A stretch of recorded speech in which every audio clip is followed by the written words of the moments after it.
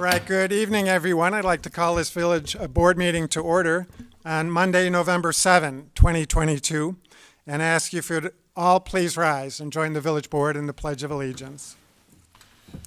I pledge allegiance to the flag of the United States of America and to the republic for which it stands, one nation, under God, indivisible, with liberty and justice for all.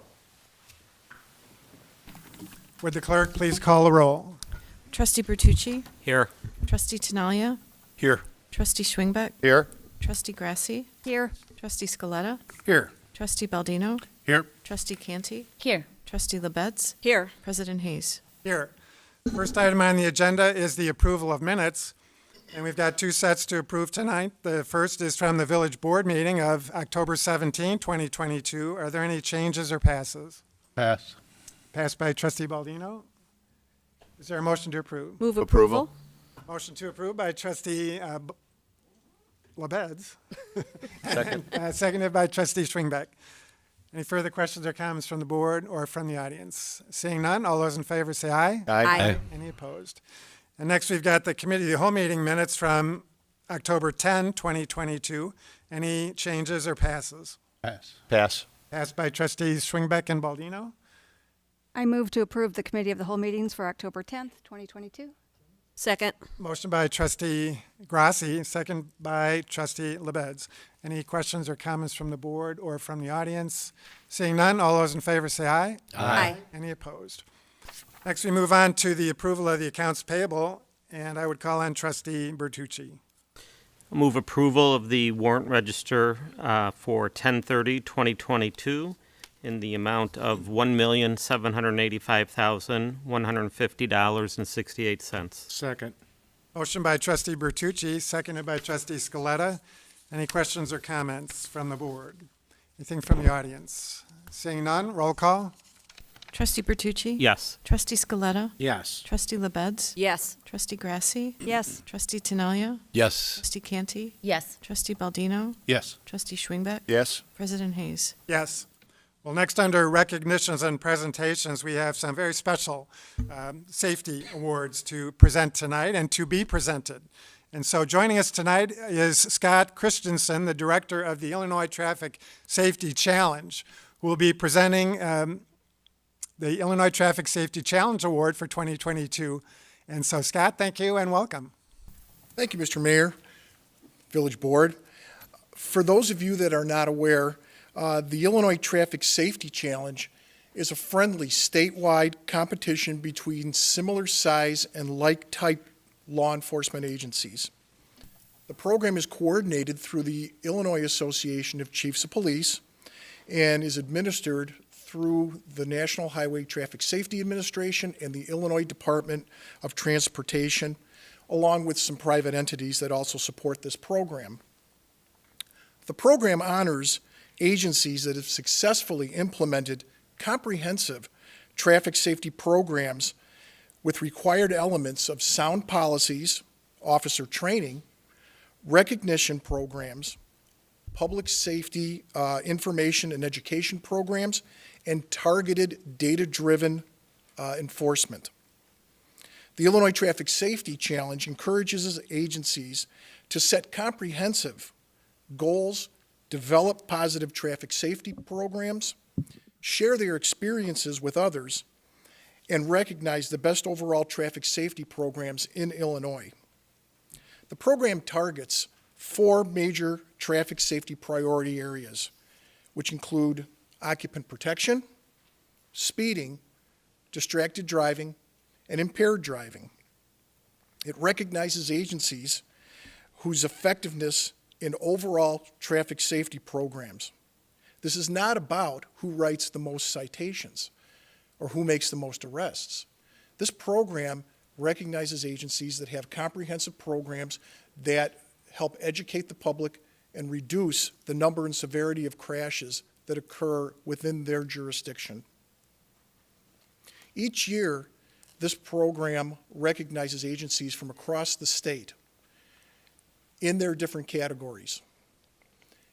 Also, we recognize those agencies from the previous year. All the first place winners, the best of the prior year, go into a competition between themselves, regardless of the size of those agencies.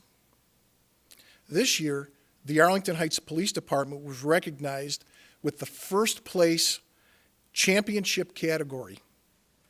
They also were distinguished with 2 other specialty awards. We have awards that recognize particularly good programs within the state of Illinois. And Arlington Heights Police Department was recognized with a special distracted driving recognition award and a speed awareness award. While the inscription on these recognitions and awards says the Arlington Heights Police Department, I'm presenting these awards tonight actually to the village of Arlington Heights because it is truly a community award. If it were not for the support of the police department's education and enforcement programs by the village board, village management team, and the citizens of Arlington Heights, this program would not have been as successful as it was. Support from business community and other private sectors, clubs, and associations within the village also helped to win this award. Ultimately, this Traffic Safety Challenge Award is about saving lives, reducing traffic crashes and injuries. Your efforts, no doubt, have saved numerous lives for the people that live in Arlington Heights, the people who work in Arlington Heights, and the people who travel through Arlington Heights. And with that, I'd like to invite the mayor to come down, and we'd like to present this award as well as the specialty awards to you.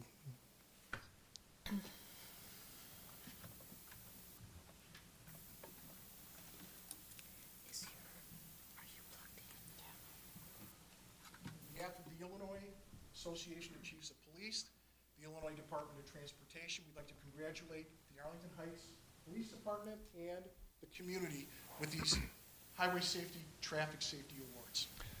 Thank you very much.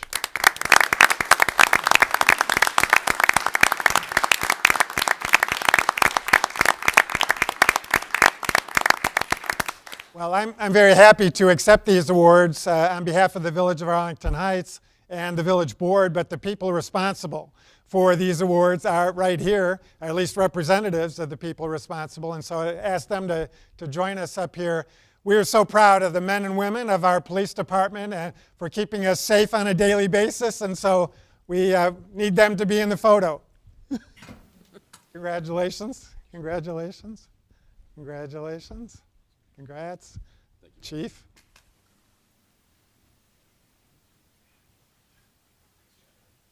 Here, Chief. Congratulations.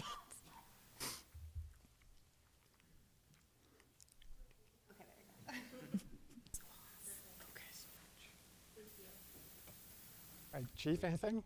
No, sir. I think Scott said it all. Okay. I Wait.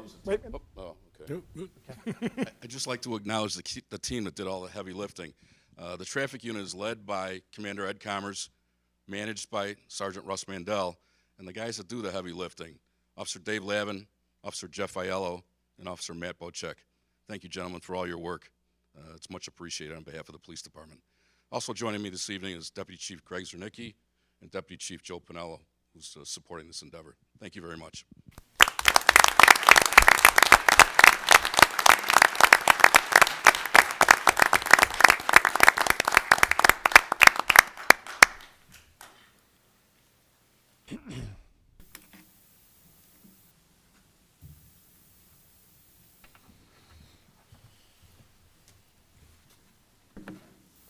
Well, the village was just presented with several prestigious traffic safety awards that reflect a strategy used by the police department to keep our roadways safe.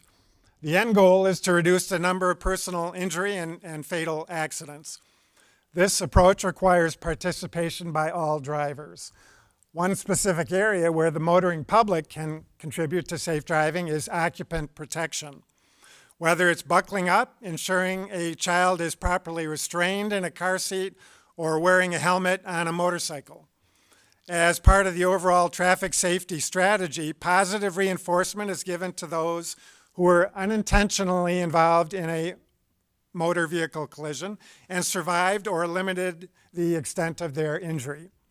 The Illinois Department of Transportation sponsors 2 awards that are presented to drivers who can attest to the benefits of occupant protection. Recent drivers in separate accidents investigated by the Arlington Heights Police Department were found to have greatly minimized their respective injuries because they chose to buckle up or wear a helmet. They were each nominated for a Safe Driving Award. This evening, it's my pleasure to present 2 of these awards.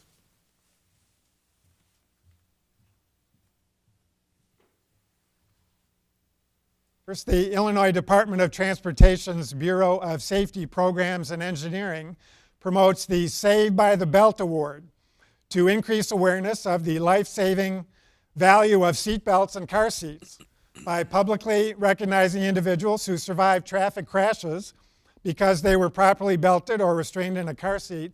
The Saved by the Belt Award reinforces the importance of buckling up. On August 25, 2022, Arlington Heights resident Andrew Martin was traveling southbound on Arlington Heights Road, approaching Hintz Road, when a full-size pickup truck abruptly turned left in front of his minivan. Mr. Martin was unable to avoid the unanticipated hazard, which resulted in a significant traffic collision. Because Mr. Martin made a conscious decision to properly wear his seatbelt, it saved him from suffering major injury or possibly death as a result of the crash. The Village of Arlington Heights, therefore, presents the Saved by the Belt Award to Andrew Martin. His action serves as a reminder of how wearing a seatbelt reduces injuries and saves lives. Andrew, if you come forward.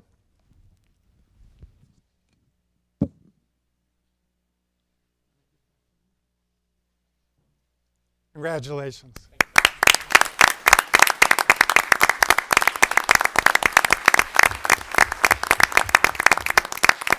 Like to say anything? Okay. All right, thanks a lot.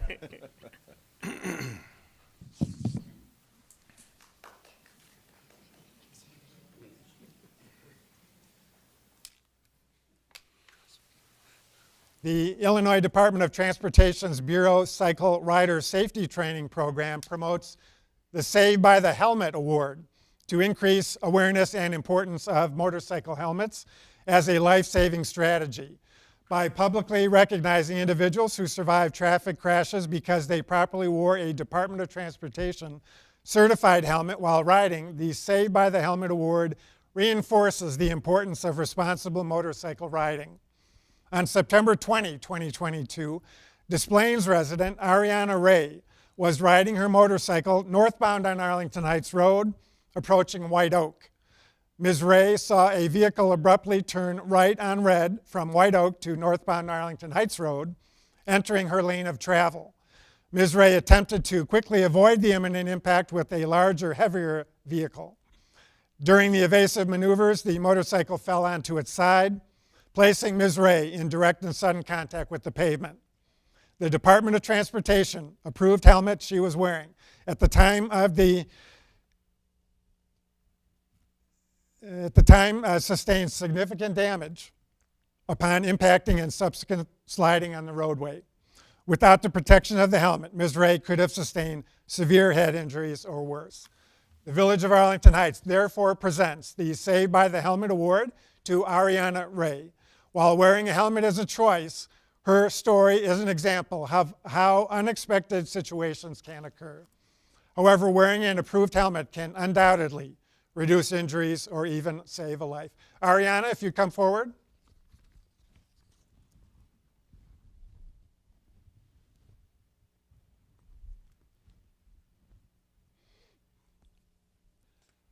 Congratulations. Well done.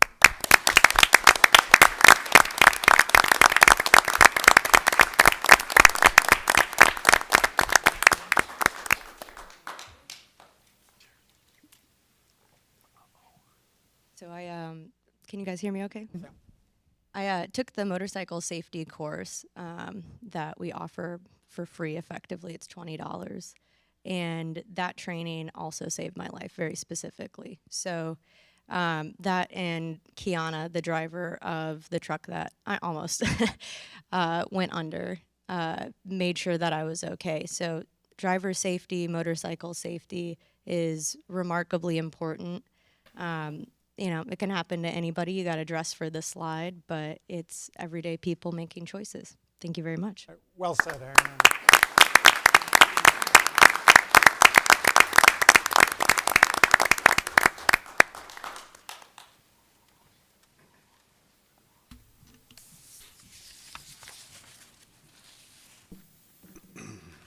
That concludes our recognitions and presentations this evening. Again, just thank you to our police department and all those involved in keeping us safe on a daily basis. Thanks for joining us tonight.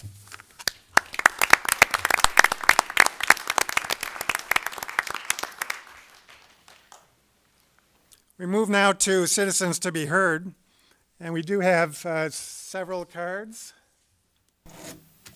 from individuals who wish to address the board on items not on the agenda. And all are just reminded of the 3-minute time limit.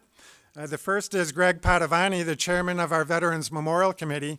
And as Greg approaches the podium, let me just thank him on behalf of all veterans in the community and outside of the community for the wonderful Veterans Breakfast, annual Veterans Breakfast that we had over at Luther Village on Saturday morning.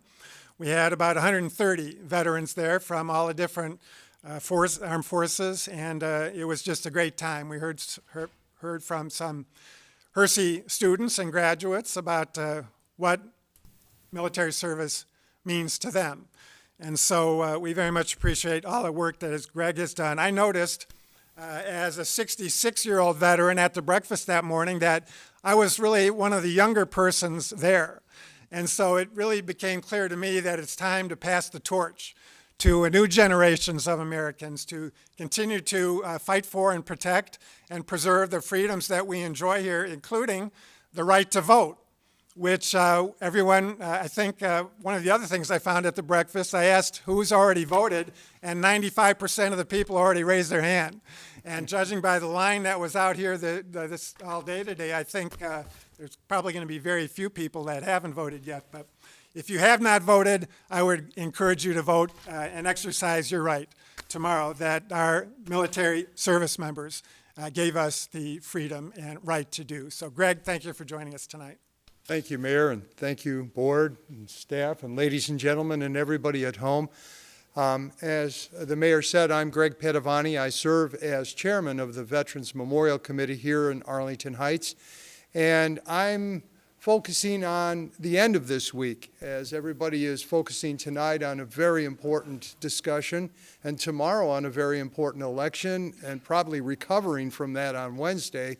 What I want everybody to remember, and the veterans of our community would like you all to remember, is that Friday, November 11th, is Veterans Day.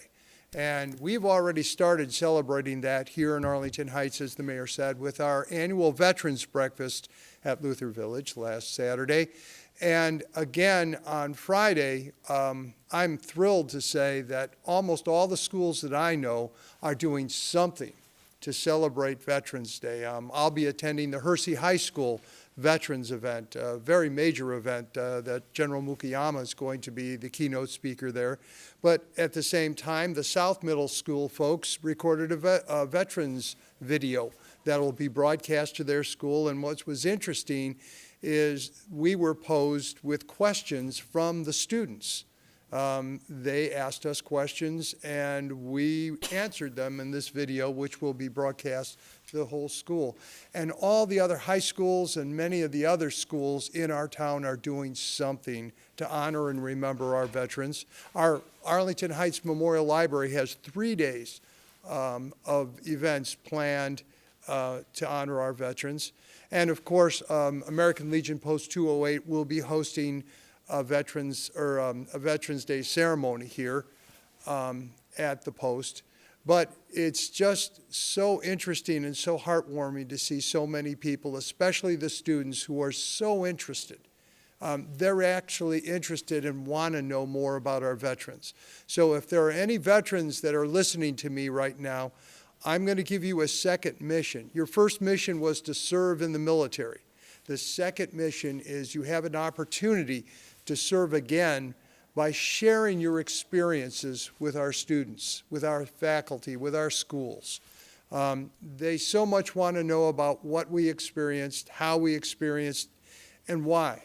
They're so interested in that, and to the extent that you can share those feelings, those experiences, you're really having an impact on the future leaders of our nation. And one last thing, and that is, as Friday comes along, November 11th, oh, by the way, the Marines wanted me to remind you all that November 11th, Thursday, is the 247th birthday of the United States Marine Corps. There you go, hoorah, semper fi.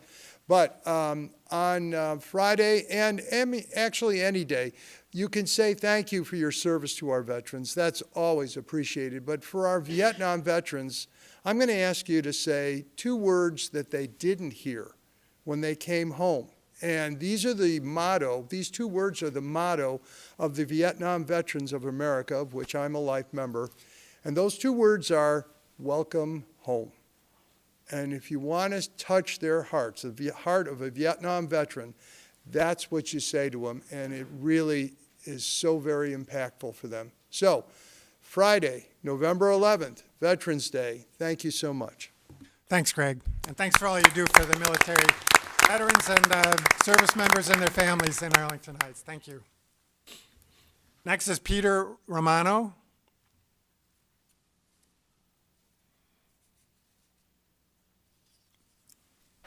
Mr. Mayor, Welcome. thank you. I was just wondering if, with the impending decision on Arlington Park and the Bears, has anything been addressed about the possibilities of some of the houses being sold and turned into Airbnbs? Is there any word that anyone heard about that? Because I live in the Greenbrier area, and there's been some talk about some of that, so I'm just wondering if the village is aware of anything, or Yeah, if there's... Mr. Reckless, you want to address that at all? Sure. It's obviously a topic that has been raised.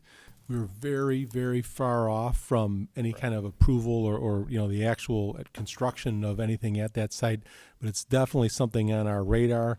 It's definitely something that we're exploring to determine, what is the best course of action in that, because we understand the dynamic with Airbnbs is going to change considerably if this project were to go off the ground. So no, it's a point well taken and not something that's lost on us at all. Okay.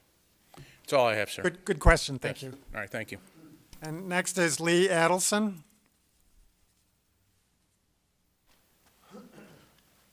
Good evening, everyone. I have a couple of issues that I wanted to just bring up. First I want to say I'm not besmirching our police department in any way, shape, or form. We have an issue down on Weber Road, Old Wilkie Road. There is a residence that's on the Rolling Meadows side that likes to close down the street and drag race. It's not 1 time, not 2 times, not 3 times, but 6 times this year. And I have a video that I can show you folks after the meeting. Most of the time the calls from Northwest Dispatch get kicked to Rolling Meadow because that's where they live. They do speed up and back behind Toscana too. I'm in the Mallard Cove condominium complexes. We have called that in when it is on our side of the street. And what we're asking is to partner with Rolling Meadows to patrol more often. It's becoming a very big issue. There's 5 cars. They will shut down the street. They have flaggers. They're doing burnouts, spinouts in the street. It's a very narrow street. There's a park across the street. There's Rolling Meadows High School where kids are walking home from school. It's very dangerous. We've had a motorcycle drive through one of our buildings 3 years ago. So this needs to be addressed. And unfortunately, it always gets kicked to Rolling Meadows because that's where they live. And I spoke with one of the supervisors at the police department early in the year and asked for more patrols down the Wilkie. It's not just those people speeding. I get that. That street gets sped up and down a lot. On our side of the street, there are no speed limit signs from Central Road all the way to Algonquin. Not one speed limit sign on our side. So everybody going northbound doesn't have a speed limit. Something could hopefully help in stopping these people from doing this and helping be able to ticket them more often. The other thing I wanted to bring up too is they have multiple people with multiple cars with extremely loud mufflers that they rev in addition to all the speeding and drag racing and burnouts and peel outs at all hours of the night and day, most days of the week.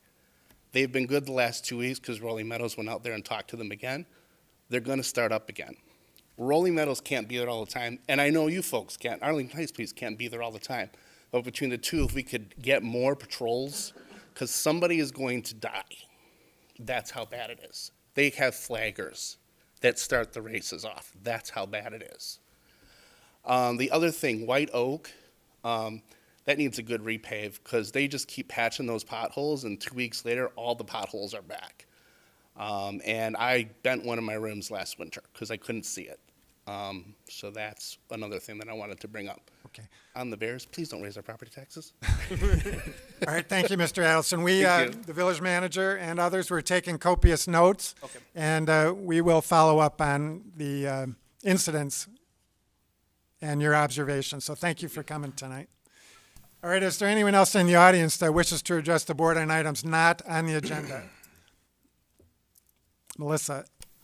Melissa Kerr speaking. The Arlington Heights Park District is preparing to increase the property tax by over 8%, and they are also preparing a referendum to affix more bond debt to our property. Contact the Arlington Heights Park District Board and let them know what you think. Their website is ahpd.org. All right, thank you, Melissa.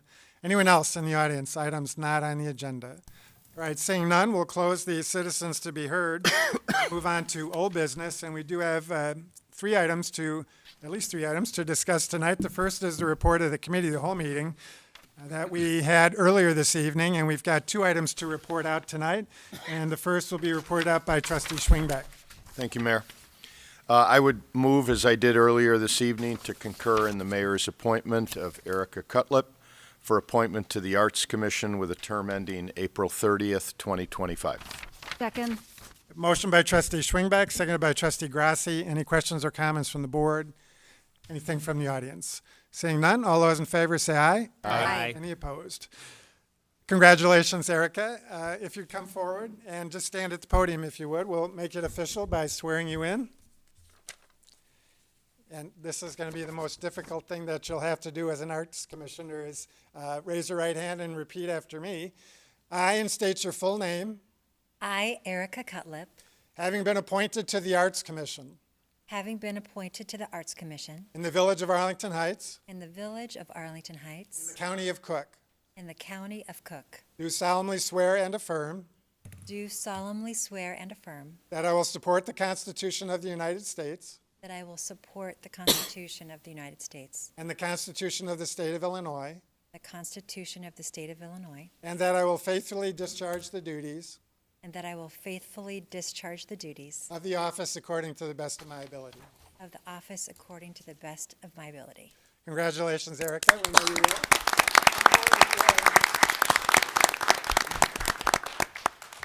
We first present you with a village logo pin, which all of the elected and appointed board members that representing this village wear as a representative of this community, and also give you your village oath to take over to the village clerk and swear, sign over there with her. So thank you for your willingness to serve, Erica. Thanks. We've got one other appointment to make tonight, and that is reported out by Trustee Baldino. Thank you, Mayor. I move now, as I did earlier this evening, to concur in the mayor's appointment of John Taliopoulos for the appointment to the Arlington Economic Alliance, Commercial Real Estate, with a term ending April 30th, 2025. Second. Motion by Trustee Schwingbeck, seconded by Trustee Scaletta. Any questions or comments from the board or from the audience? Seeing none, all those in favor say aye. Aye. Any opposed? John, congratulations. If you could come forward as well. And if you'd raise your right hand and repeat after me. I, and state your full name. I, John Toliopoulos, Having been appointed to the Arlington Economic Alliance having been appointed to the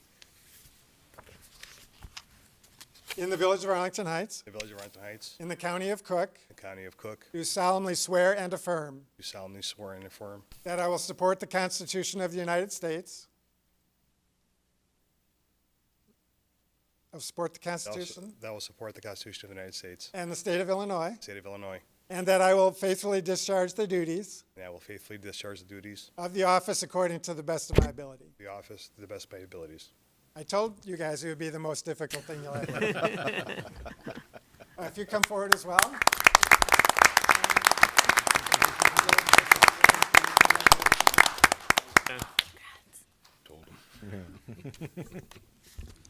All right, we are moving on in the agenda to item C under old business, which is a resolution approving a pre-development agreement with the Chicago Bear Football Club, CBFC Development LLC, for the former Arlington International Racecourse property. I would like to entertain a motion to move up the other related items to this time in the agenda, so that would include new business item A and legal A as well. Do I have such a motion?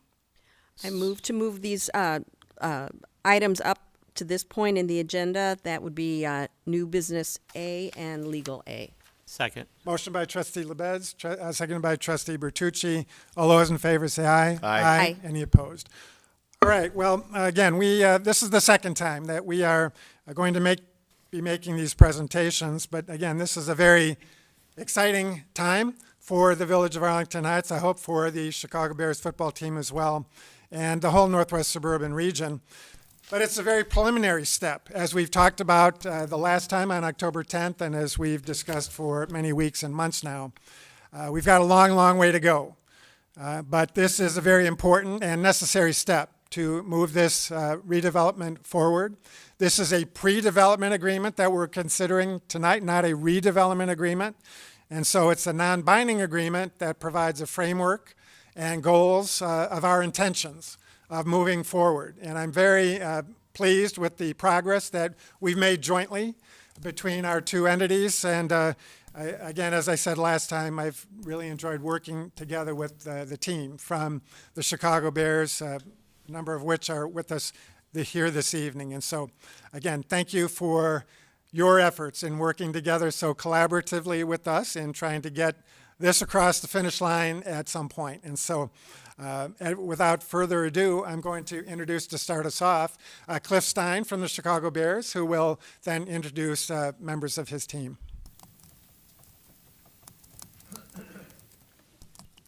Thank you, Mayor Hayes and the Village Board for the consideration of this pre-development agreement. We also appreciate all the hard work and effort that village staff, village attorney, village manager, and everyone else involved working together on this pre-development agreement. We're very happy with where it is right now. I'll reiterate what you said, that this is not a binding obligation on either part, that it is a good faith agreement to work together to cooperate towards the exploration of the redevelopment of this property. But this is a very important step in the process, so we appreciate everyone's time and effort in considering this very conceptual plan that we will present again. That's very preliminary in nature. We previously presented this plan on prior occasions, and we're going to show it again. I want to introduce the part of our team that is working on this project. We have here tonight Nicolle Emmons, our architect and master planner from Hart-Howerton. We also have Peter Lemons, transportation engineer from Kimley Horn, and we also have our outside counsel and land use attorney, Paul Shadle from DLA Piper.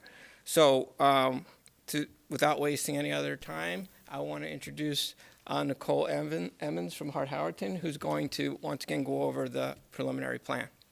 Thank you. Welcome back, Nicolle.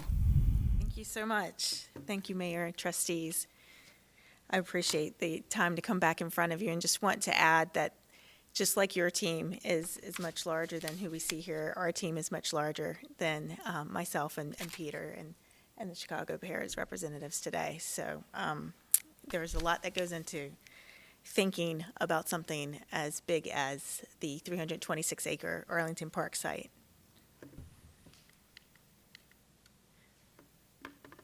Do you mind, Charles, doing a full lead?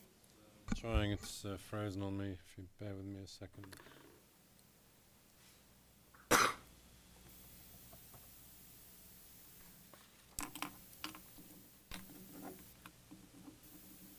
Great, thank you. Thank you.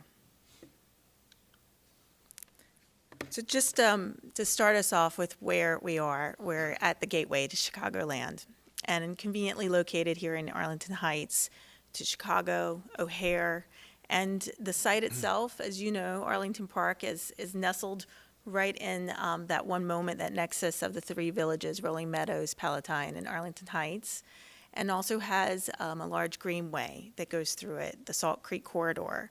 That's a drainage corridor that that starts up north and then ends in the Bussey Woods Preserve and the Des Plaines River.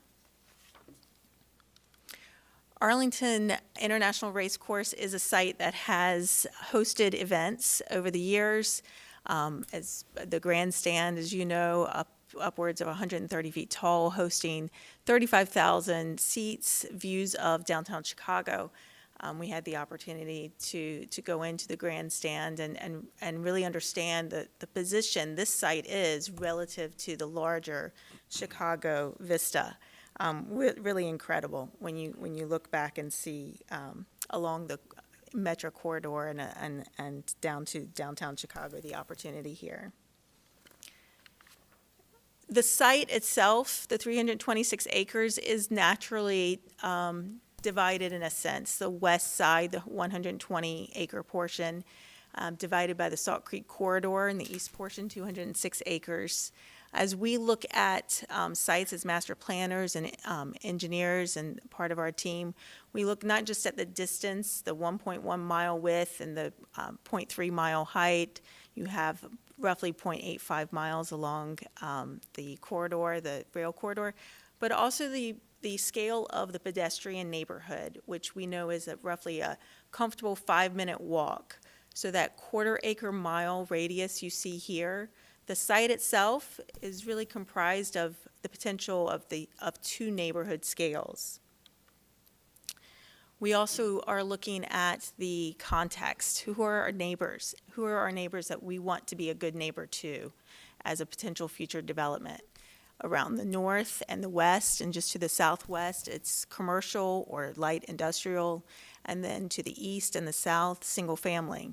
So those considerations become part of the planning process. You'll also note that there is a 5-minute walk and 10-minute walk that is not that perfect circle. That's the walk from the platform at Arlington Park Station with an understanding that transit influences development, and transit provides opportunities to really minimize the footprint and by providing density close to a transit opportunity. So that's a 5-minute walk from transit, which we know visitors will walk from a rail station to say a dining or retail establishment, as well as the opportunity for higher density uses, commercial uses, to be within that 5 minutes. And then often homeowners, single family or townhomes, are very comfortable with that 10-minute walk, to commute in and out each day. And we also know event spaces, NFL stadiums, people will walk much further than that in order to go to an event at an NFL stadium.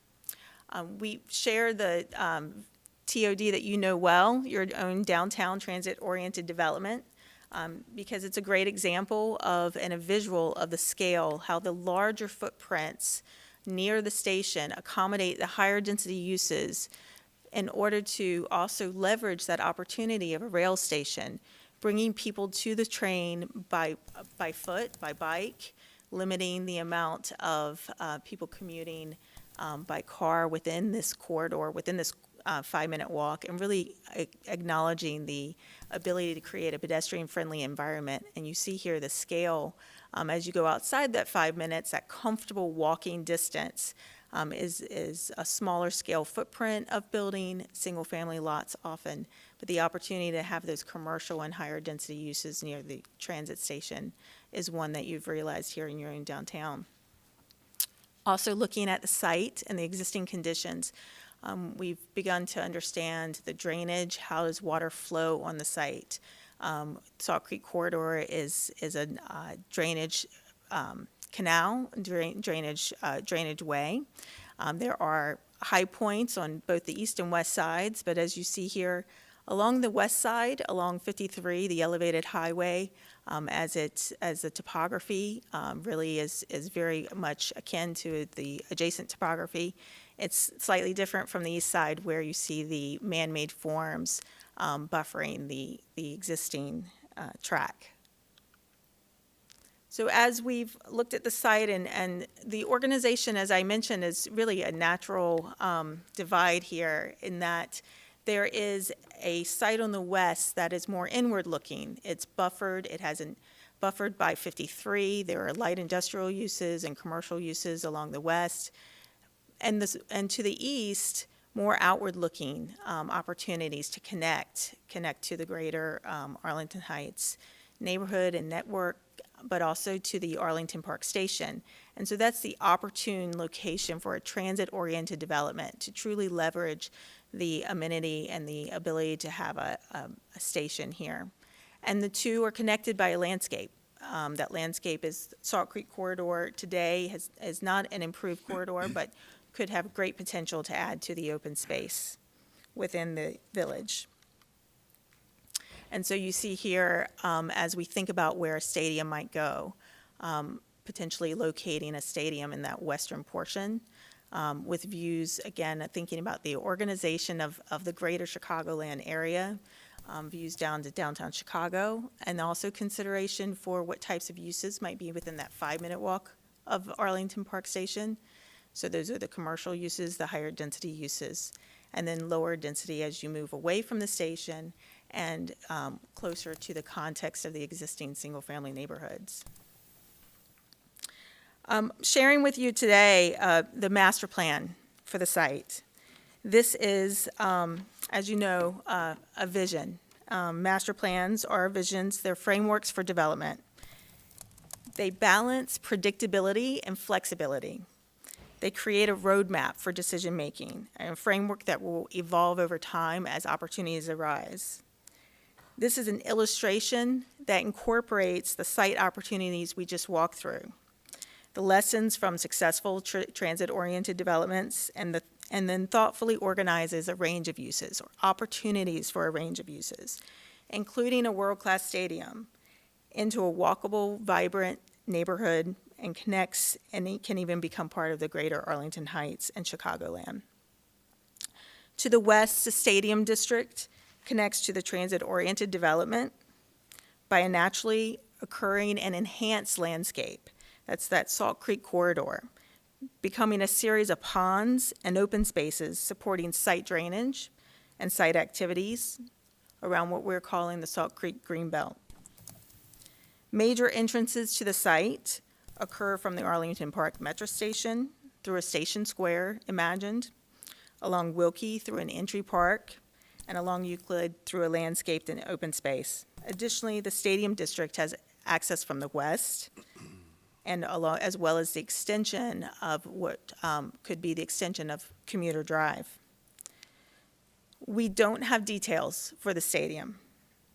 We do have, however, and have had the ability with the team that has worked with us to consider its attributes, how it operates, its potential scale, how a mixed-use neighborhood might connect to it, as well as the uses that complement it, and the activity of an event, also supporting, those same uses supporting the day-to-day life within the development. So here is a potential imagining of those uses, where those uses might be, and you see the range of uses. So starting from Arlington Park Station and Station Square, there's a diagonal retail street with entertainment uses, potentially a Bears Fit, sports book, restaurants, hotel, anchoring its west end, leading to the generous linear park, Arlington Park, on access with the potential stadium and downtown Chicago. Office and employment uses are imagined along the rail corridor, within walking distance of the station, and connected by the continuation of Commuter Drive. Residential buildings transition from the higher density buildings, multifamily within the 5-minute walk, to lower density such as townhomes, moving south and east through the site. Just as density transitions, so will building height, as we imagine. Buildings closer to the station would be taller, similar to your downtown Arlington Heights, taking advantage of the views, access to transit, varying the skyline, becoming landmarks within the development. Those buildings step down as you move south and east through the site, reflecting the density of the context, surrounding context. The plan also considers opportunities for civic uses, for neighborhood retail, and of course the park system that we've talked about, which knits together the entire development. So organizing this network of streets and open spaces to reflect a range of sizes and scales informed by their intended use and the uses around them. We provide a variety of experiences. The plan provides a variety of experiences for visitors, guests, and residents, from more formal to the more informal, such as the braided ponds and trails at Salt Creek Greenbelt. There are opportunities to connect to the station, to local roads, the parks, the individual neighborhood parks, and opportunities for hiking, for trails, for getting on the water, all within this imagined framework of open space. These parks and open space elements provide the necessary stormwater within the site. They're located where the water naturally flows, where the topography changes and the drainage corridor naturally occurs, creating ponds that range from areas of open water to more native ponds with native grasses and marshes. Sharing some examples of some of open spaces similar to what we're describing. Parks and open spaces that provide for infrastructure of stormwater, but also give residents and visitors the ability to connect to nature, to the community, and to one another. Functioning as part of the green infrastructure, they can be accessed with walking and jogging trails, places to sit and go, even places similar to these parks where you can walk through a native habitat. Other parks may be more active, places to play, places to gather, and will have flexibility for larger events, to be part of larger events such as an NFL game or summer festival, 5K, offering recreation opportunities for daily residents as well. And then the smaller parks and plazas are opportunities within the neighborhoods, opportunities for lunch, opportunities for a break from the day, sitting on a park bench, having a chance to take time out from your commute home after taking your walk through from the metro down to your home in this new village neighborhood. Streets are part of that open space network, and they help inform the framework for development. In the envisioning of a neighborhood connected to the larger community, we have seen opportunities to increase that connectivity. And the primary network of streets that you see here provides direct ways through and around the site. The street network is not just intended to be one for cars. Organizing pedestrian and bikeways creates opportunities for a more walkable and pedestrian-friendly neighborhood. Walking through the neighborhood should feel comfortable. It should feel safe, and the primary streets and open spaces here are organized and the block sizes to create a more walkable, pedestrian-friendly environment, while also meeting the needs of the cars and the bikes. Secondary streets will provide for smaller, quieter streets within the neighborhood. So as we have imagined the master plan, we've also taken the opportunity to consider the types of development, the types of parks, the scales. You've seen some images already that are representative of places that we've seen, we know, we've visited, or nearby. So just sharing a few more here and looking more closely, taking that same 5-minute walk and looking at different sectors of the plan. First, looking from Station Square at the retail street. This is a diagonal street that's organized to accommodate retail and entertainment uses along a diagonal, also creating opportunities for outdoor areas that can have spill out from restaurants or accommodate on an event day, kiosks, events, places to go before or after an event. And this is also an area you're seeing the larger blocks where the more intense uses would be. the higher density uses, the larger buildings, and block sizes that accommodate parking within the block itself. And then Arlington Park, the central green, is opening up opportunities for views. It's opening up opportunities for gathering spaces, and really anchors the entire development with a view to the west of the stadium and a view to the southeast of downtown Chicago. Within this 5 minutes, there's a great variety, and the proximity of transit is the opportunity to create that variety and that livable village neighborhood. So here we'll see a few of these tonight. An artist's depiction of the development, looking at it from over reimagined new station square coming out of the Arlington Park station. You see here the diagonal street leading towards the central green, the Arlington Park central green, and then down towards the stadium. The square itself is imagined to be of a size that takes on daily activities and also weekend events for the neighborhood itself. And then here, as we moved closer towards the stadium on the diagonal street, you're seeing retail street that also has a plaza in view. See Bears Fit. That's a concept where you can train like a bear. It's a fitness concept, and from what I understand, has a lot of thoughts with regard to and practices with regard to fitness, both indoor and outdoor. And so we imagine that might spill out onto to this plaza and this green.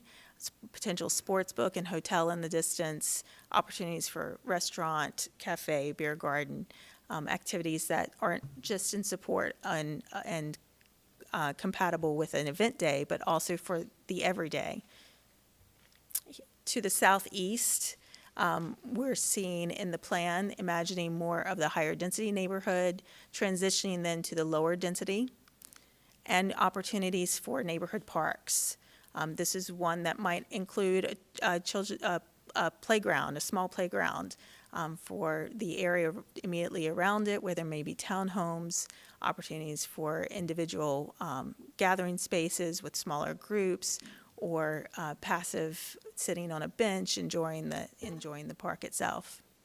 And then to the south, this is the entry that you know today. It would be an improved entry boulevard along the Salt Creek corridor. And across the pond and infrastructure, the green infrastructure that you see depicted here, are the opportunities for boardwalk that might go across the pond, or opportunities to get onto the water in the distance, seeing the development on the other side of the pond. And the stadium threshold, which is really the piece that knits this all together.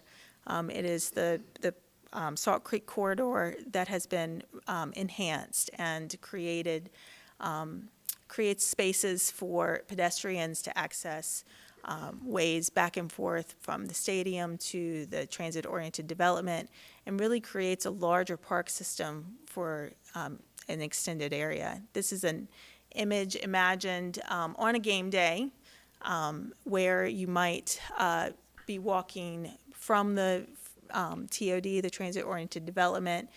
There are special activities, of course, on a game day, and you're seeing the pedestrian bridges, and to the left, the team store, hotel in the distance. So really, the life of the place is really in this connector. And then, of course, the stadium itself, which accommodates tailgating, varieties of tailgating experiences, the likes of which haven't been seen before, and the parking for the stadium.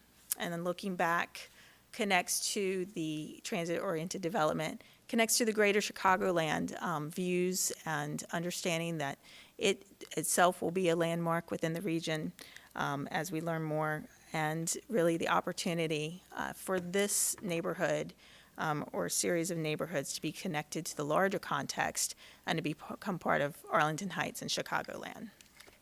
Thank you so much. All right, thanks, Nicolle. Anything else from the team before we go to the village manager? All right, Mr. Recklaus. Sure, I'll give Charles a second to put our presentation up here. But obviously, you want to go to the next slide, Charles? Thank you. This project is very exciting. and could provide many opportunities for Chicago Bears and their fans, Arlington Heights residents, and the entire region. But given the scope and size of this project, all of us also have many, many questions. Tonight, we're not going to be discussing specific answers to these questions, but we are going to be laying out a process of how the community and the Chicago Bears can begin to answer these questions together. We know many people out there assume that there's a deal already done between the village and the Chicago Bears, but what I can assure you that this is not the case. This is a significant undertaking, and while all parties are moving forward in good faith and with great purpose, it's an understatement to say that this project is complex. As it's been stated, if it moves forward, it'll likely end up being one of the largest real estate projects in the history of the state. And I don't think anyone would like the result if either party was not thoughtful and thorough. The village is committed to taking all of the time and collecting all of the information necessary to ensure that any deal is in the best interest of our residents. And we want to make sure this project, if completed, is held up as one of the best major developments in the history of the state, not just one of the largest. So how do we do that? We do it with good communication with all of our stakeholders, good analysis of the facts, and a transparent process. To those ends, staff has been working with representatives of the Chicago Bears Football Club on a roadmap document. It's taken the form of the pre-development agreement that we presented here on October 10th at the Committee of the Whole meeting, and that is before you tonight for a vote. You can go to the next slide. So far, where we're at, back last year, the Bears entered into a purchase and sales agreement with Churchill Downs. So the property is under contract, but it's not yet sold. The Bears have not yet made a decision on whether or not they want to buy the property. They're currently undergoing due diligence to determine whether or not they want to buy the property. Obviously, the preliminary concept was developed, and it was presented first at the community meeting on September 8th. Village had a meeting on September 12th to go through our perspectives on the project at that time. There was another village public meeting on the 28th of September where we went over an amendment to our overlay zone.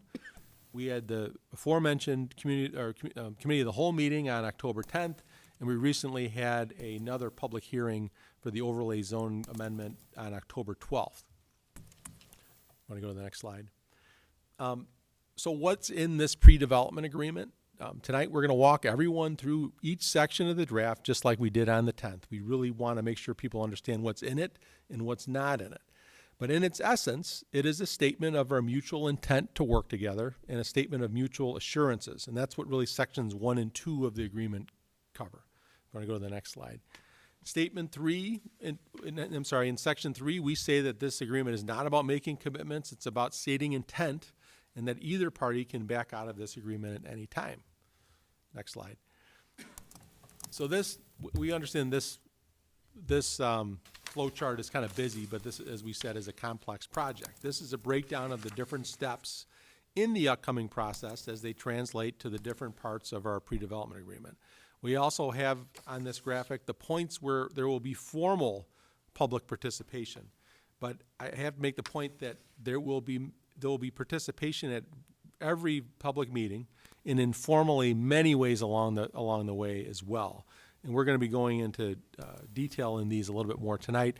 This flow chart is going to be available on our website, on our Arlington Park redevelopment page, along with FAQs tomorrow. Next slide. In section 4, the parties agree that they intend to negotiate what's called a community benefits agreement.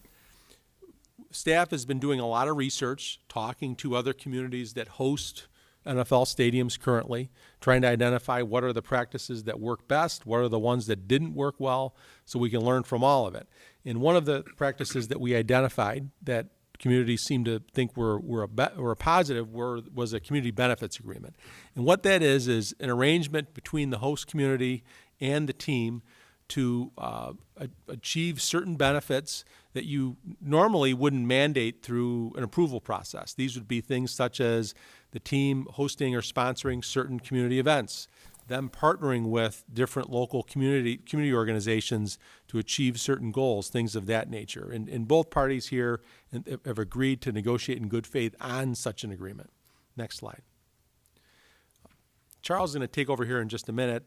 And, you know, as we just went over the site plan, it's important to note, and this, if there's one thing I want everyone to take away from tonight, it's this, that this agreement does not bless this exact site plan.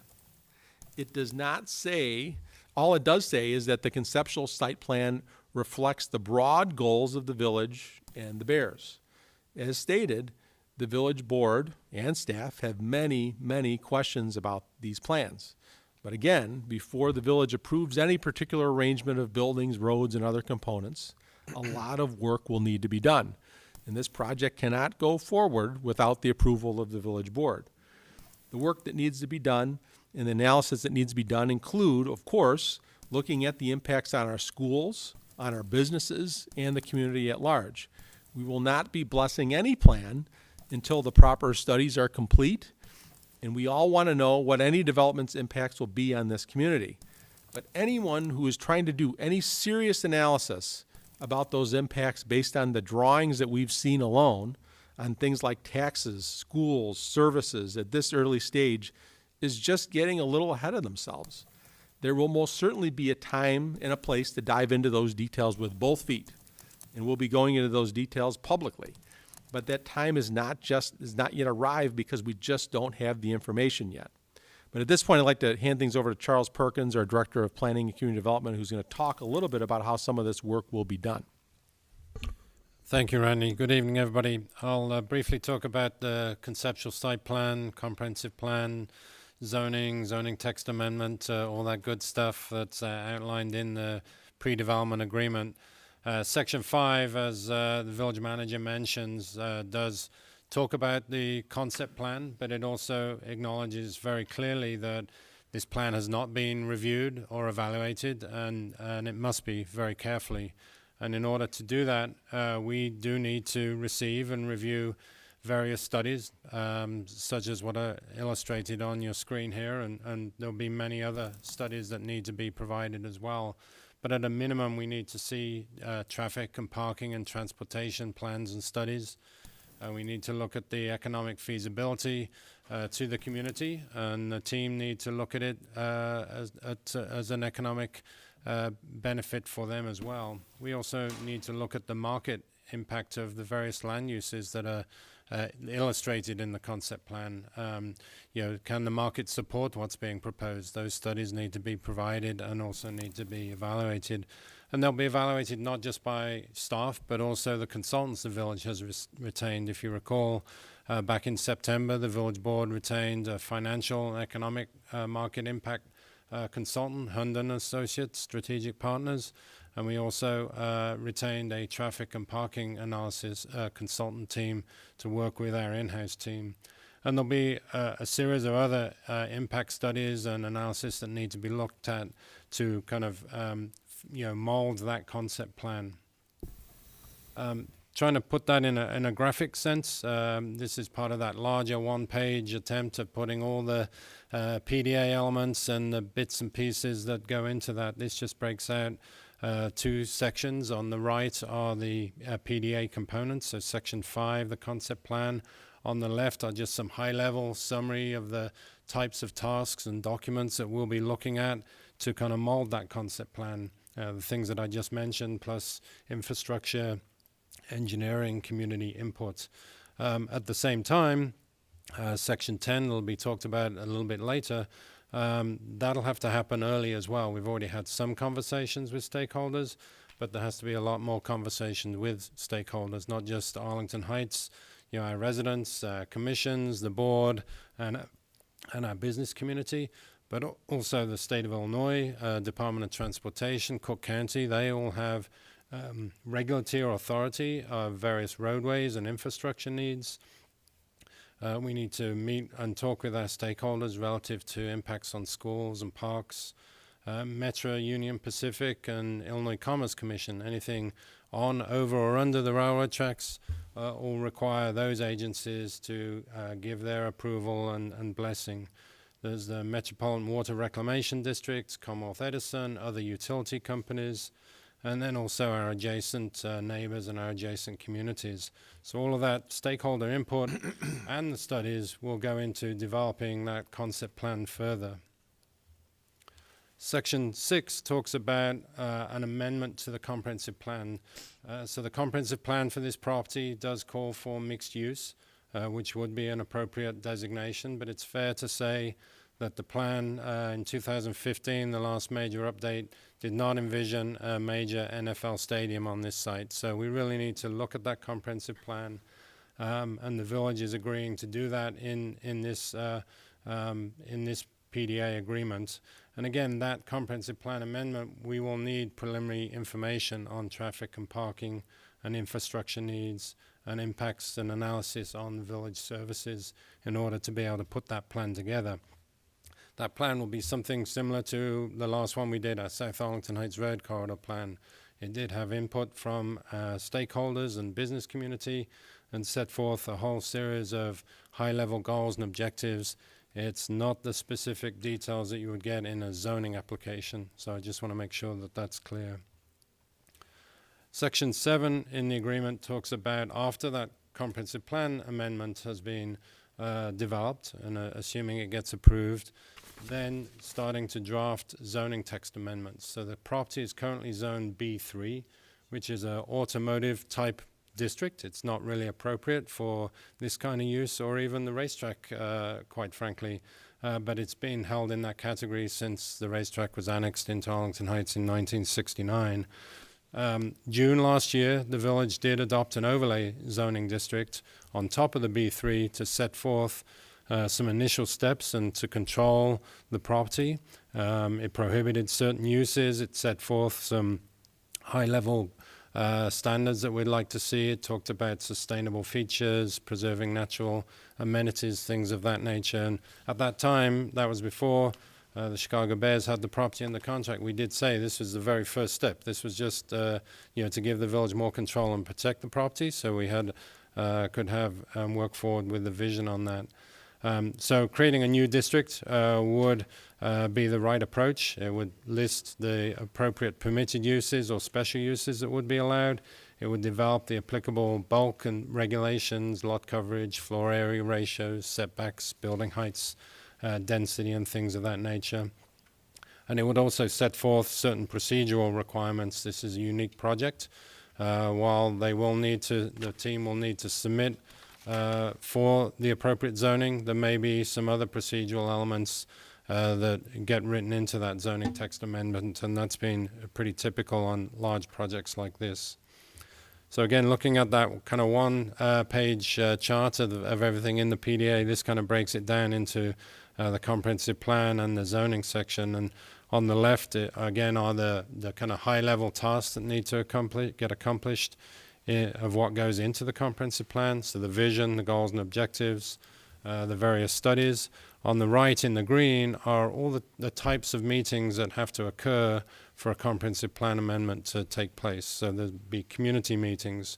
There'll be a comprehensive plan subcommittee. That's a subcommittee of the Plan Commission that meets to talk about it. There'll be the Plan Commission public hearing itself, and then there would be another village board meeting, and that's just for the comprehensive plan component. After that, assuming that gets approved, we would then draft the zoning regulations that I just described. And again, those zoning regulations would require community meetings. The Ordinance Review Subcommittee, which is a subcommittee of the Plan Commission, meet and review any new text amendments.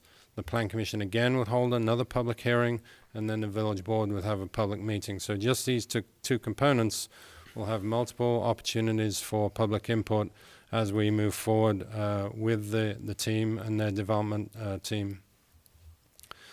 After that, assuming the board approves the comprehensive plan amendment and the new zoning text amendment, then the Chicago Bears Football Club would be in a position to submit all of their detailed plans to commence the zoning entitlement process.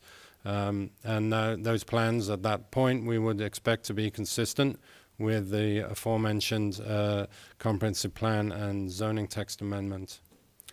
So breaking down again the application for the zoning.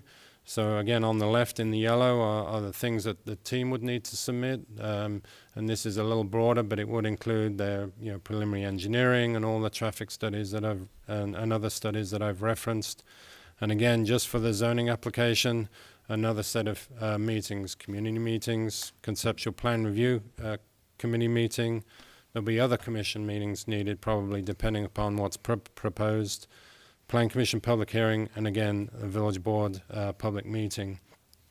All along throughout that process, the community benefits agreement that the village manager talked about would start to get put together, as well as exploring public-private partnerships. That doesn't happen at the end. It's a process that will start to be formulated throughout each step, but really would not come to fruition until later in the process once all the plans are more formalized and solidified.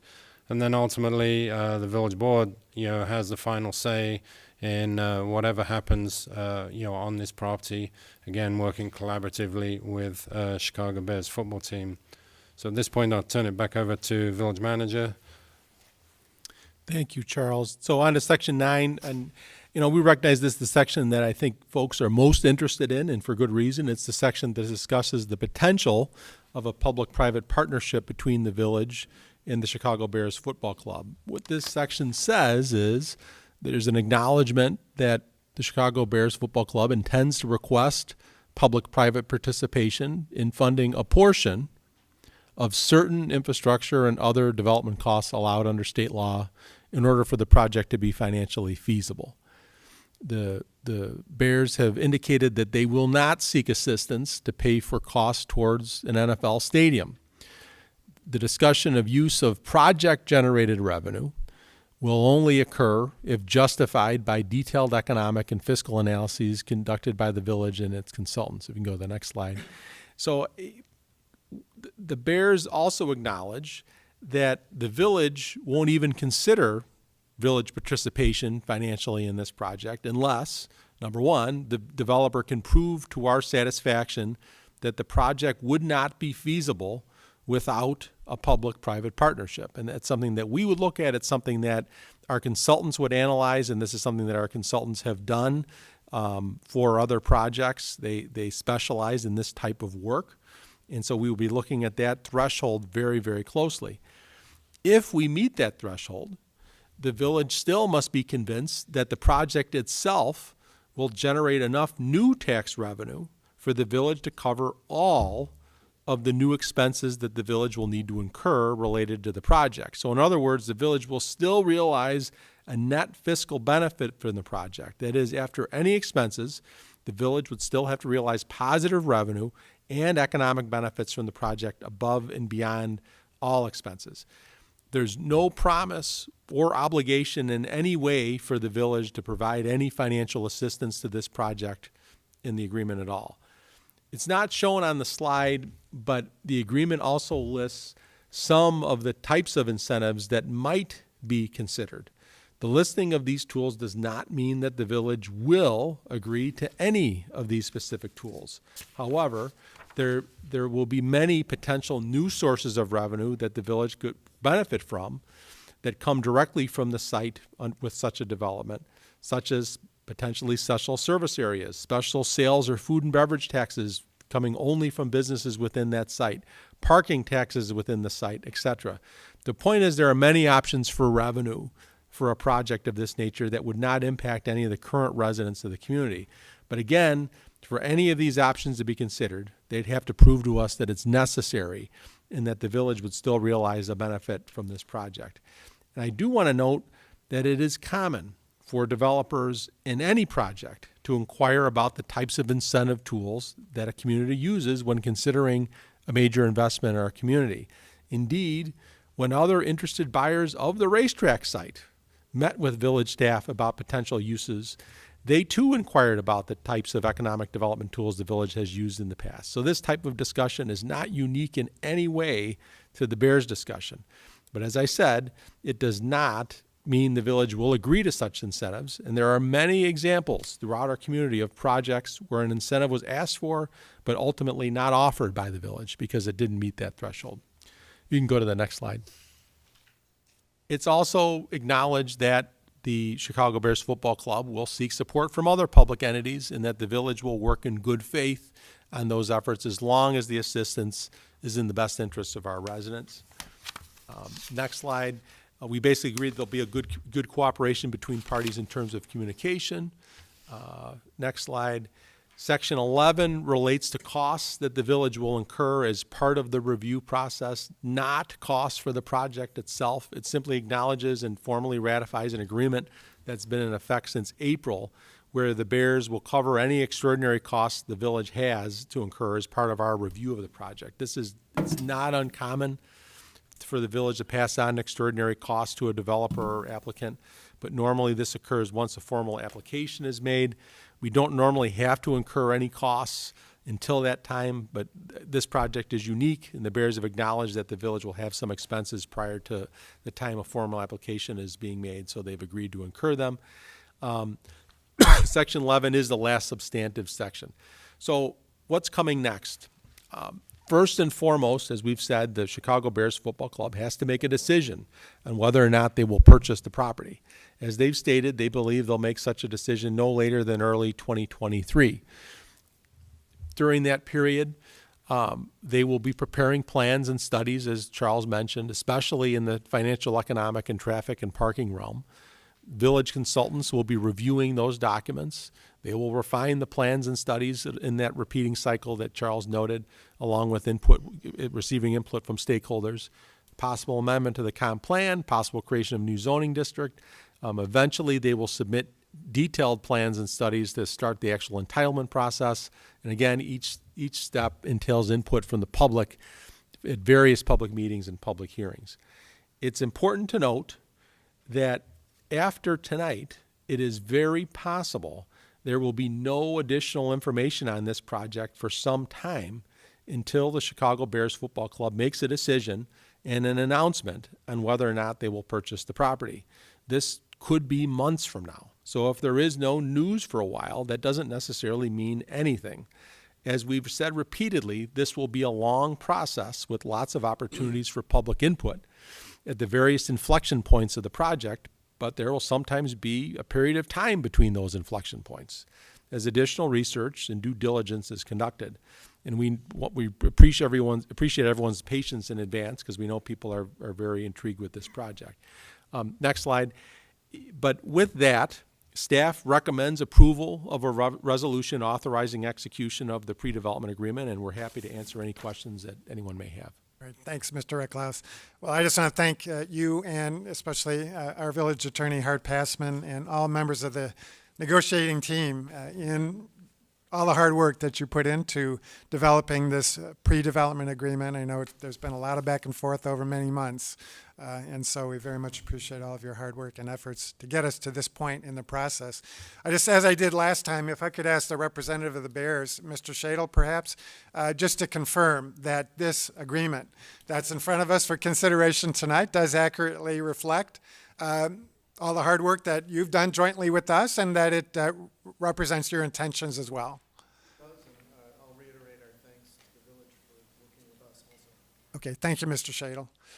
All right, with that, then we'll go to the board for questions or comments, and then go to the audience. So, anybody from the board? We do have a number of blue cards from the audience. I know that the board did weigh in on October 10th, and so our silence, at least at this point, does not mean we don't have opinions. You're probably well aware of the discussion from October 10th, so I know all members of the board are very interested in this process. This is, again, a significant evening. We've been at this for many months, more than a year now, working together with the team, and the different thing about tonight is that this agreement here, this pre-development agreement, represents the first agreement that we will actually be voting on as a village board with respect to this redevelopment. And so it's a very important part of the process, but as has been said many, many times already tonight, it's a very early step in the process, and so we've got a long, long way to go. With that, then, if no comments from the board, I will go to the audience at this point, and I do have 5 or 6 blue cards here. You're just reminded of the 3-minute time limit, And first individual is Keith Moons and then Brian Costin.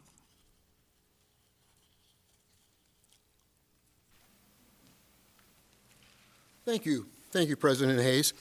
This all looks really great, President Hayes and Village Manager Recklouse, but so far, as a village resident concerning the process of all things bears, I feel I've been publicly misled, non-transparent decisions made, and the feeling of being strung along by the Board of Trustees in a way.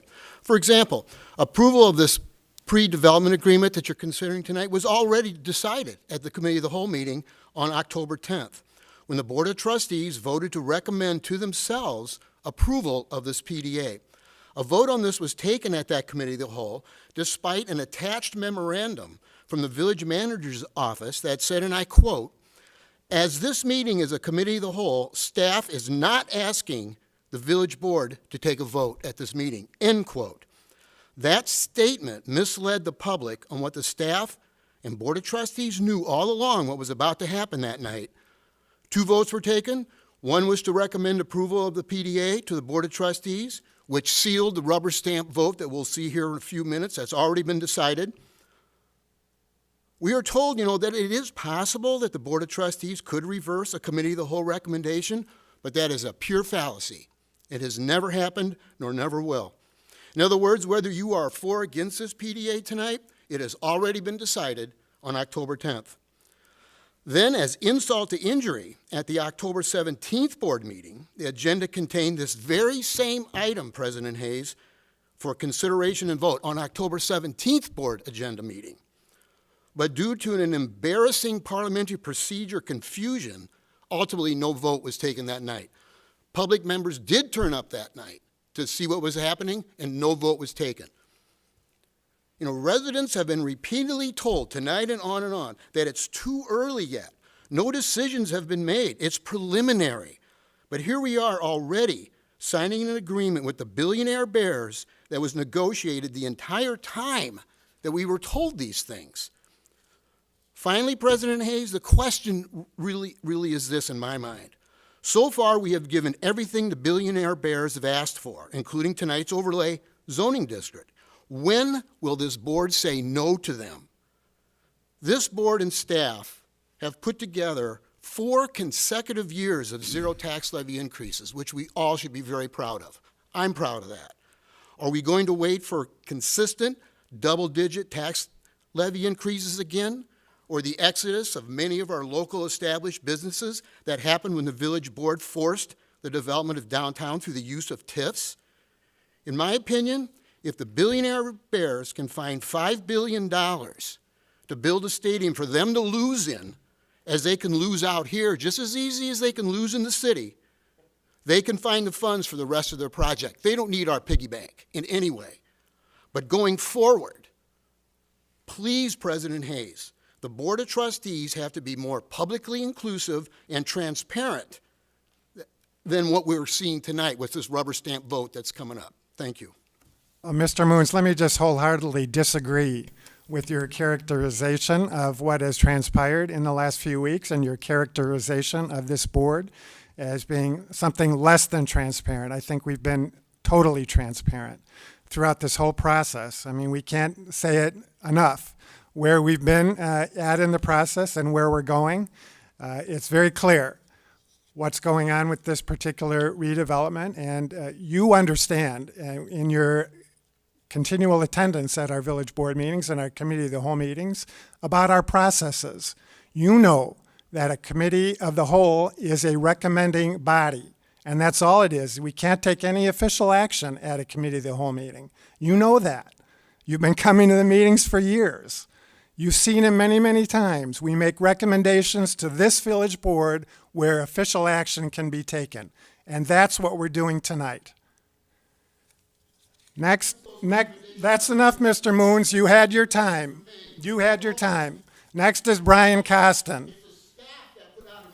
Next is Brian Costin. Mr. Costin. And next is Martin Bauer. 3 minutes, Mr. Costin. President Hayes, I'd like to speak on Section 9 of the proposed agreement tonight. NFL success depends on the equal application of the rules for all teams, and the same is true for building a successful local economy. Imagine if the NFL was run where referees were allowed to award first downs and penalty calls to the highest bidder, or the team with the loudest fans. The integrity of the game would vanish and fans would abandon the sport in droves. The NFL and the Chicago Bears should play by the same rules as every other business in Arlington Heights, instead of proposing this corporate welfare dreamscape outlined in Section 9 of the PDA. Here's the bottom line. The Bears should have to abide by Section 29 of the Arlington Heights Municipal Code, which requires developers to pay for all initial infrastructure costs. The Bears should have to pay the same impact fees for schools, park districts, libraries, as all other developers do. The Bears should pay the same tax rates as all other businesses, and the village shouldn't create new taxes for the exclusive benefit or profit of the Chicago Bears. Look, we have no opposition to the Chicago Bears coming to the Arlington Heights to create prosperity and profit for themselves or others. But they're here today to change the laws of Arlington Heights for their own benefit and profit, and that's wrong. This is a roadmap for roughing the taxpayers. The village of Arlington Heights should be explaining to the Bears they're only interested in developers who agree to play by the same rules as everyone else and don't try to manipulate the law in their exclusive favor. The village should have made this clear over a year ago when the Bears first announced plans to buy Arlington Park. The village of Arlington Heights should be creating broad-based policies to ensure safe streets, good schools, and a healthy business environment for all. Instead, this pre-development agreement shows the Chicago Bears and the village of Arlington Heights want to rig the rules of the economy and force poor and middle-class taxpayers to subsidize billionaires while jeopardizing our children's education and the economic well-being of our schools. Just like in the NFL, everyone should be playing by the same rules. The board should reject Section 9 of the PDA tonight and recommit to protecting the taxpayers and making sure everyone is equal before the law in Arlington Heights. Thank you. And thank you, Mr. Costin. Next is Martin Bauer, and then Jim Elgis.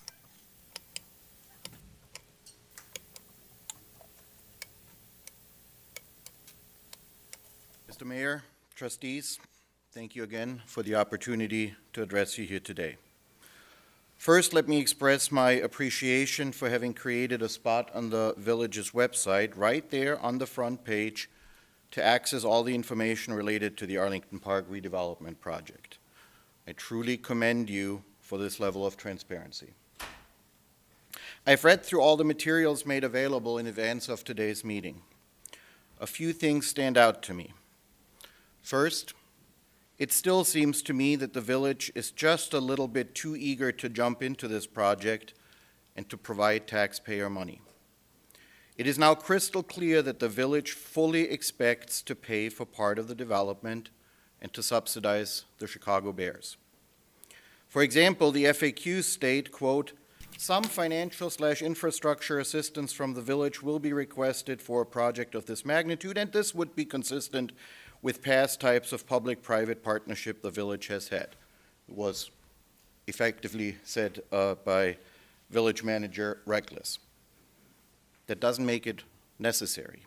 Well, let me just observe that we are certainly a long ways past the days when, about a year ago, you, Mayor Hayes, said that any taxpayer-funded incentives would only be considered, quote, "as a last resort." Second, and this is really the primary reason for me speaking here tonight, in Section 10, Paragraph C, the agreement identifies a variety of stakeholders for this project that the village intends to work with. What stands out to me, at least, is that all of these stakeholders are other units of government, other organizations and entities with an interest in the project. What is missing is an explicit statement that it is the village's residents who are the most important stakeholders. There's no arrow there to Section 10. With that in mind, I would ask you to please speak in a bit of detail about what methods the village intends to utilize to gather input from residents and what means residents have. The FAQs state that public meetings will be held and community member input will be encouraged. I see all the green boxes there. I'd like to ask you to be a bit more specific. In particular, what I'm interested in is whether the means for ordinary residents with a genuine interest truly in the best possible outcome, will be provided will have the ability to provide input beyond what is limited in these 3-minute snippets at meetings such as this, which really does not afford the public true participation. I'm also interested in whether the village intends to work with, or maybe even create, some sort of resident board as a sounding board for its ideas. I strongly believe that it would be in the public's best interest to make a strong effort to have representatives and representation from all sides of this debate, and to actively solicit the concerns and reasons for those concerns from skeptics, as well as the viewpoints from supporters of this project alike. Thank you. Right. Thank you, Mr. Bauer. Trustee Bertucci. Can I just make a point of clarification and request from Randy and our attorney? The section that he was referring to, Section 10, to me, and if you can give me a clarification there, coordination with public and other stakeholders. The reason why public is not mentioned in Section C, other stakeholders, is because the public is the primary stakeholder in A and B. Is that correct? Mr. Eckler.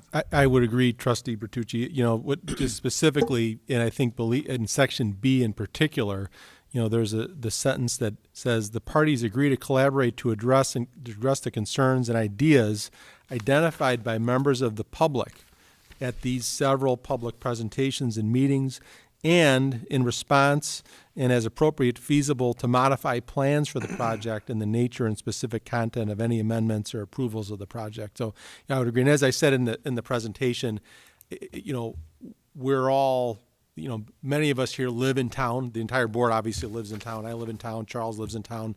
These are things that we're constantly having discussions with members of the public, groups in the public, and we're receiving feedback, and that's not lost on us. But there also will be other mechanisms, and we've told the Bears that we will be having mechanisms that we put into place that are different than typical public hearings, public meetings on a project like this, to make sure that we're capturing all of the sentiments, as the speaker said, of folks that are both for aspects of this project, against aspects of this project, and so on and so forth. And this project hits people in very different ways, whether you live close to it, live on a major thoroughfare, or just a member of the public at large. And we're very sensitive to all of those different perspectives. Thank you, Randy. Thank you. Yeah, and as the village manager indicated, we do all live in the community. I can't tell you how many times people have come up to me to comment one way or the other about this redevelopment. And so we're open.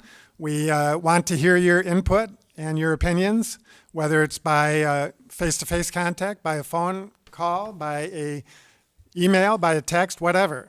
Contact each and every one of us and let us know your opinions. It doesn't have to be in a public meeting. Trustee Scaletta. Thank you. You know, I do appreciate what the gentleman just mentioned.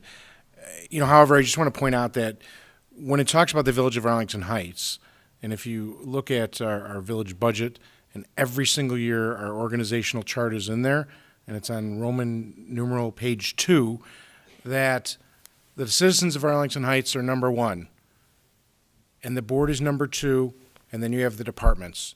So whenever we talk about the village, the residents are number 1, and we always listen to the residents. We make decisions all the time with the best interests of the residents, and that's what this redevelopment agreement does, is just lay out a framework for us to move forward. There is no guarantees in anything. I made a lot of comments at the last meeting, and this meeting is more heavily attended than the last meeting that Mr. Moans referenced on October 10th.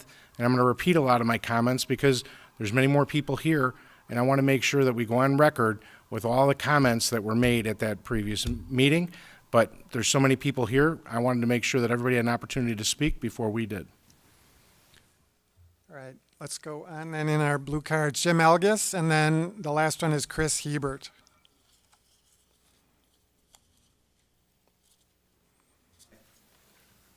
Thank you for letting me speak. I could see we're in the preliminary stages of this thing. There's going to be lots of changes, lots of information coming out. It should be totally transparent to the residents, obviously. And I saw something or saw it in the news or something, that the Bears did some bonds in Chicago. It was over $650 million they still owe on the bonds.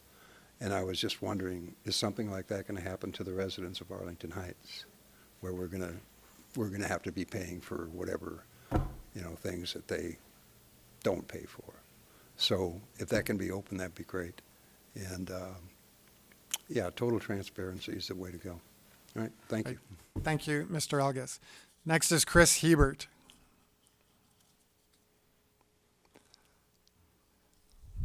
Good evening, Board. Thank you for letting me speak. My name is Chris Hebert. I live in the 1600 block of North Highland Avenue. My wife and I have lived in Arlington Heights for 14 years and are raising 3 children here. As much as we may disdain the winters and the taxes, we've looked at relocating to a couple of different areas and keep coming back to the realization that there is no place quite like Arlington Heights. In light of that, I have some serious concerns about the impact of a stadium and sportsbook on the residential DNA of Arlington Heights.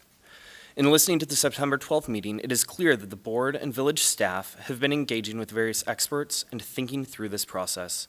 However, I feel the communication with the public has not been held in the same degree of thoroughness.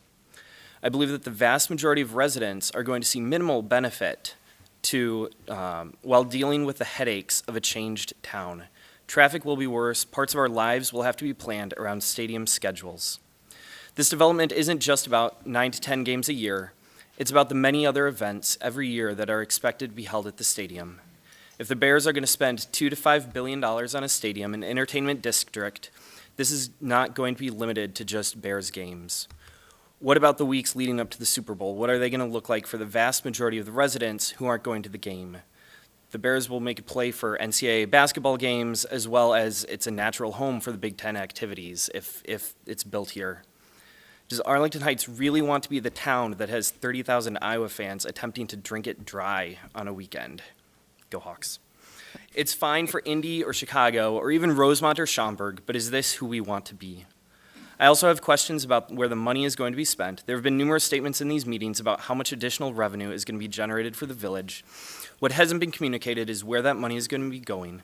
I know my taxes aren't going to be down, and the village is currently in fine financial health. Touting the additional revenue is only half of this equation. It has been mentioned that this is going to bring in additional revenue to the businesses of Arlington Heights, but aside from tax revenue, the majority of this revenue and rent is going to end up with the McCaskies and faceless out-of-town business partners. I'm concerned about the potential crime implications from a large influx of visitors. The Super Bowl, as well as other large sporting events, have a reputation for being human trafficking hotspots, along with other adult activities.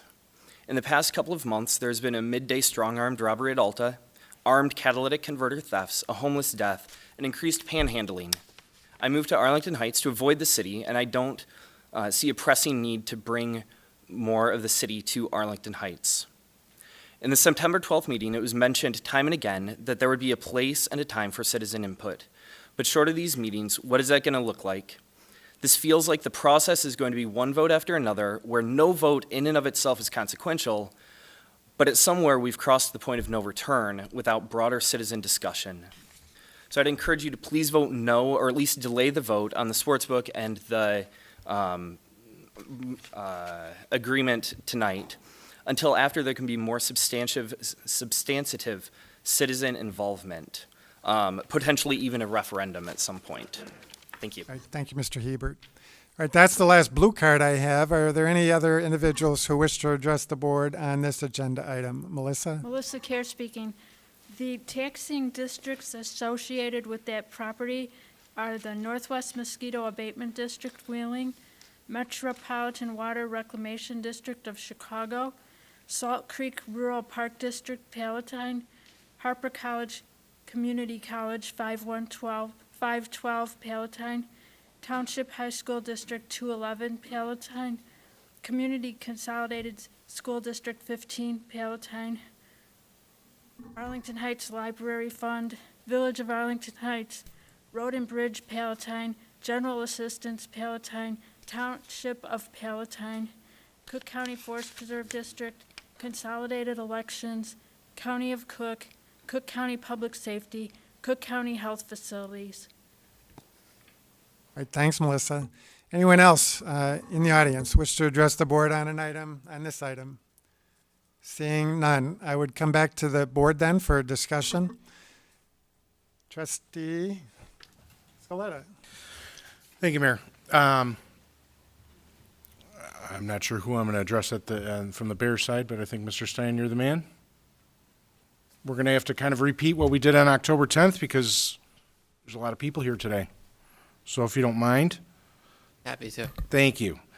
As I mentioned to you back on October 10th, and I'm very excited, but I'm equally anxious about the potential development. You know, I attended yesterday's game, and while it might have been very exciting, there was a lot going on, and it made me think an awful lot about the impact that it would have to the village of Arlington Heights. And I think that that's why this is going to be such a long process, because there's going to be many, many meetings where we are going to have to address all of the issues, the positive and the negative impacts that go on to the village, as you've heard just from a couple of the residents tonight. You know, there's quite a bit of rumor and misleading information circulating throughout the northwest suburbs, and even, I guess we'll call it the state of Illinois, because some people believe that there has been this deal that's already been set. October 10th was the first time that I met you in person, correct? Yes. Okay, and tonight's the second night. Correct. Okay, kind of hard to make a backroom deal when I don't know you. But I wanted to kind of go through, you know, some of the questions that we had talked about before. You agree that there is no TIF district in place on that property? No, I do agree with that, yes. Okay. And you understand that there is no commitment by this board that we are going to provide any incentives? That's correct. Okay. Would you also agree that a stadium that you might be proposing will double the occupancy of the track?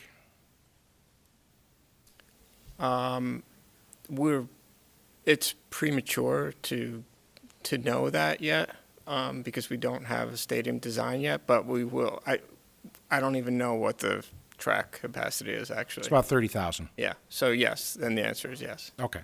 Just because I think that that's going to be a significant impact to, you know, if you have a property like that and it's going to be double, that's going to be something that we're going to be considering, because with that brings lots of traffic and lots of parking challenges.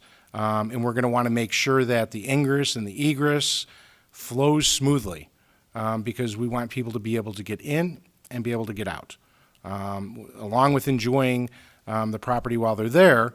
But it's going to be important that the traffic is smooth, that people are able to get in and out. And you understand that from our last meeting, right? And I'm sure just from general operating of a stadium. Yeah, well, the good part is that this is very early.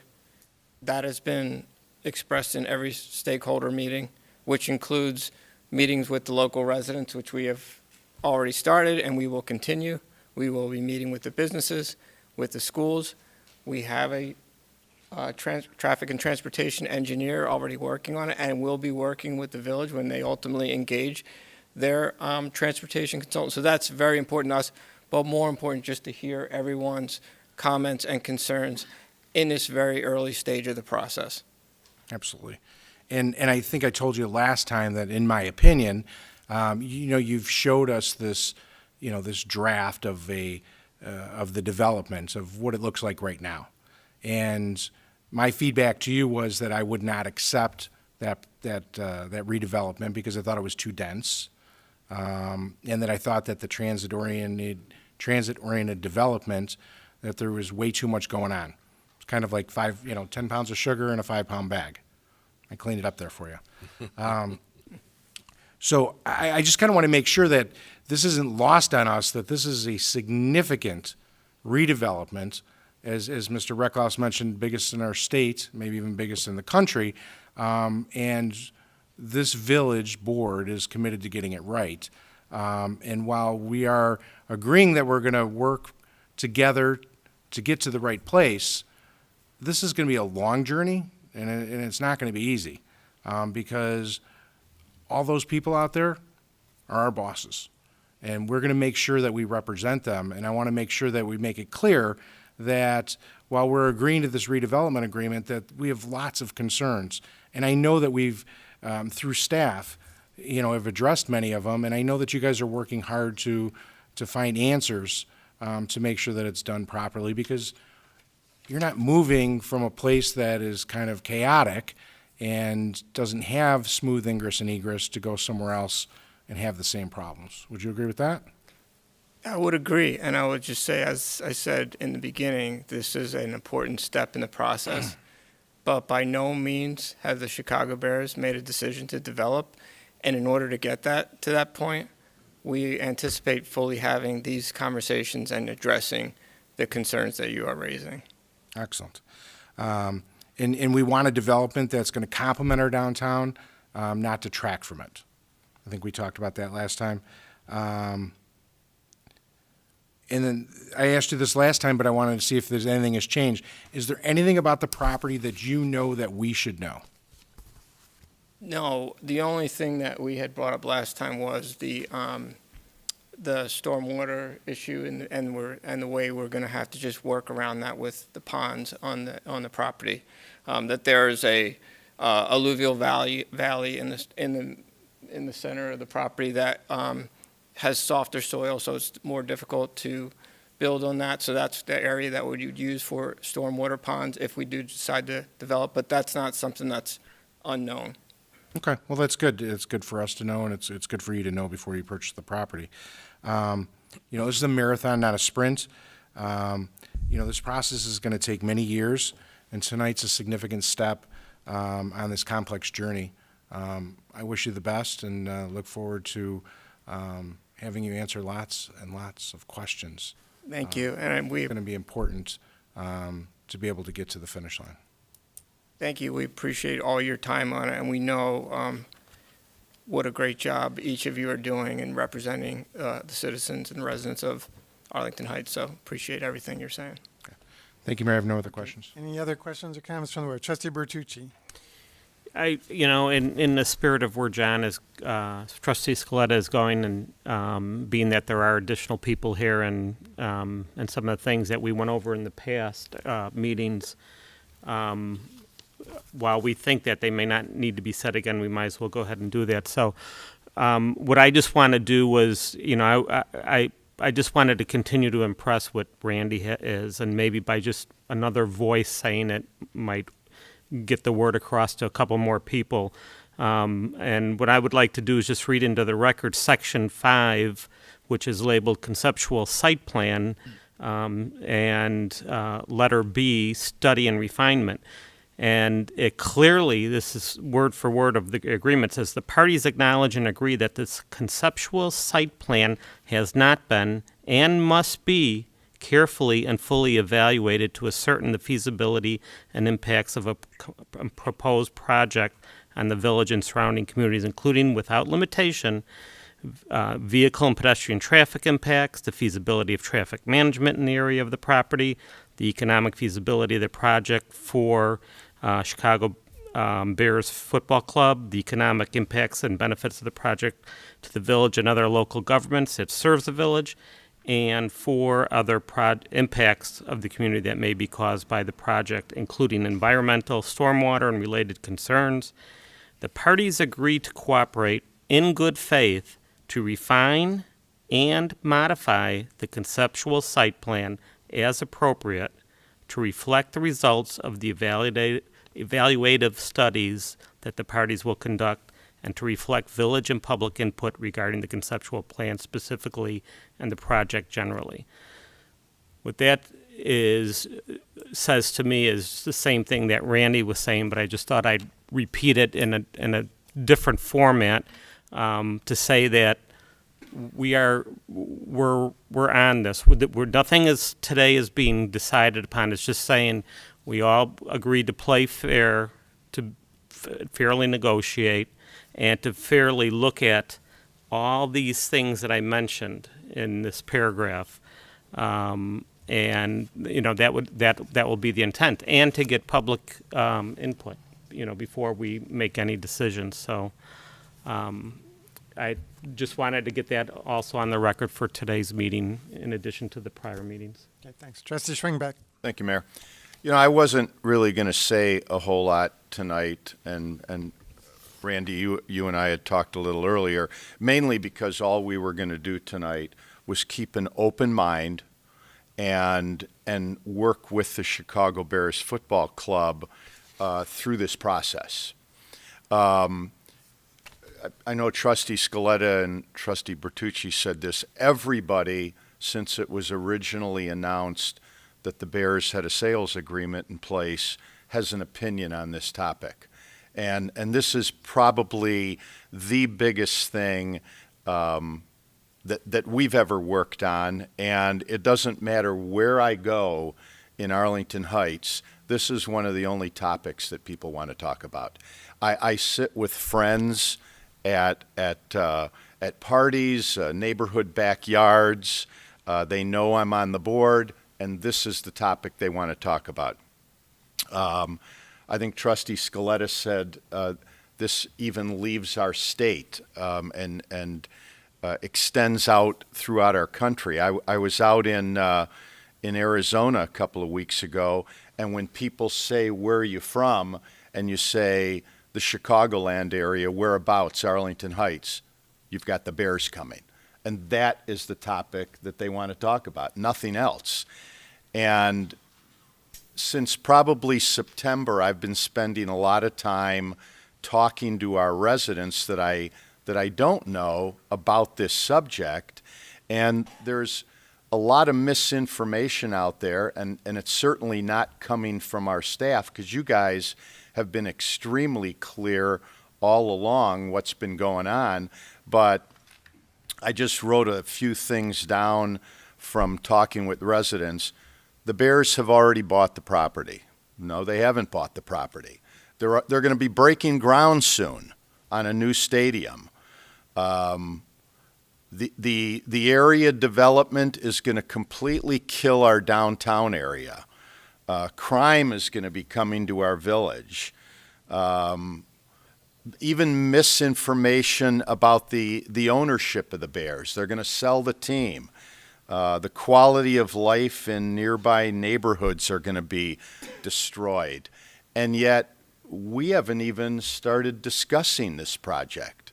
And probably the biggest one I heard, and the most disappointed I am, is that the village board has already made decisions and there's backroom deals being going on. As I walk neighborhoods, I tell people we're keeping an open mind. We're going to be hearing a lot about this project in the future. And when details start coming to us, then we can really make some decisions. And as we heard earlier from our other trustees, listening to our residents is absolutely key. Otherwise, I wouldn't be spending months and months on end walking around and talking to neighbors. And when they find out I'm a trustee at their doorstep, they don't want to talk about their taxes or snow plowing or anything else. They want to talk about this Bears project. And I sit there and listen with open ears so that once we're given details, we can start discussing this project and determining if it's right for our village. So that's all I have to say. Right, thanks, Thank Trustee you. Schwingbeck. Trustee LaBedz. Thank you, Mayor Hayes. I also want to thank, all the residents who spoke tonight, the many residents who continue to talk to us, and like Trustee Schwingbeck, I also have talked to a number of residents that I didn't know as I've gone out and about around town. And also, I work in the city, and with people who don't even live in Arlington Heights, and the first question they get is, well, what about the Bears? Are they coming? And so there is a lot of misinformation that it's all a done deal, and that upsets me to think that people are out there thinking that we're all acting behind closed doors, making deals that are not happening. It is not the way we work. It's not the type of people that we are. That said, I just wanted to throw out a few things that, especially tonight, seeing the plan or the vision, and it's a vision, it's not a plan yet, came to mind as I was watching the presentation. I will say that many of the pictures were very idyllic, nice, sunny, warm days, but people outdoors eating and that sort of thing. But it's not like that all year round in Chicago. So I hope that whatever happens in terms of the development, that is, factored in, that it's not going to be all sitting out, having lunch, al fresco, boating on this waterway, paddle boats or whatever, in January. I'm not going to do it, so I don't think anybody else is. Also, Trustee Scaletta tonight touched on the residential being very dense, and I would hope that there would be market studies. I realize this is very early, but market studies, as to the necessity of that sort of denseness for, the project. I realize that you would want to have people around who could utilize the businesses that would be there at other times of the year when there isn't a game or some other sort of thing going on. But that is something that's important to. We all expect to see that kind of information as appropriate should all this go down. And in terms of residential, we also have an affordable housing inclusionary zoning, and we need to have that discussion because it can't all be, high end, where most people are priced out of the market in terms of either rental or buying. So that needs to be considered. And again, as we've mentioned many times, we cherish our downtown as it exists now. We don't want to harm it. We don't want to harm the businesses there. We don't want to harm the residents around there. And one other comment that just sort of comes to mind, yes, there's a metro station there, and yes, it's an opportunity for people to come there, whether they are coming to a game, an event, a restaurant, or living there, or working there, or whatever. But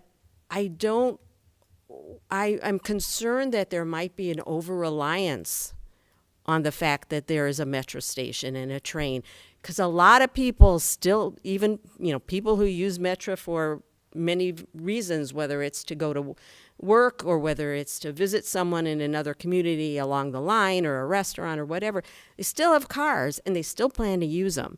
And if there's that kind of denseness, I think it's going to be hard to find. There aren't a lot of people who have a car-free lifestyle, and at least not that many that I know. I know one in particular who happens to be my son, but that's a different story.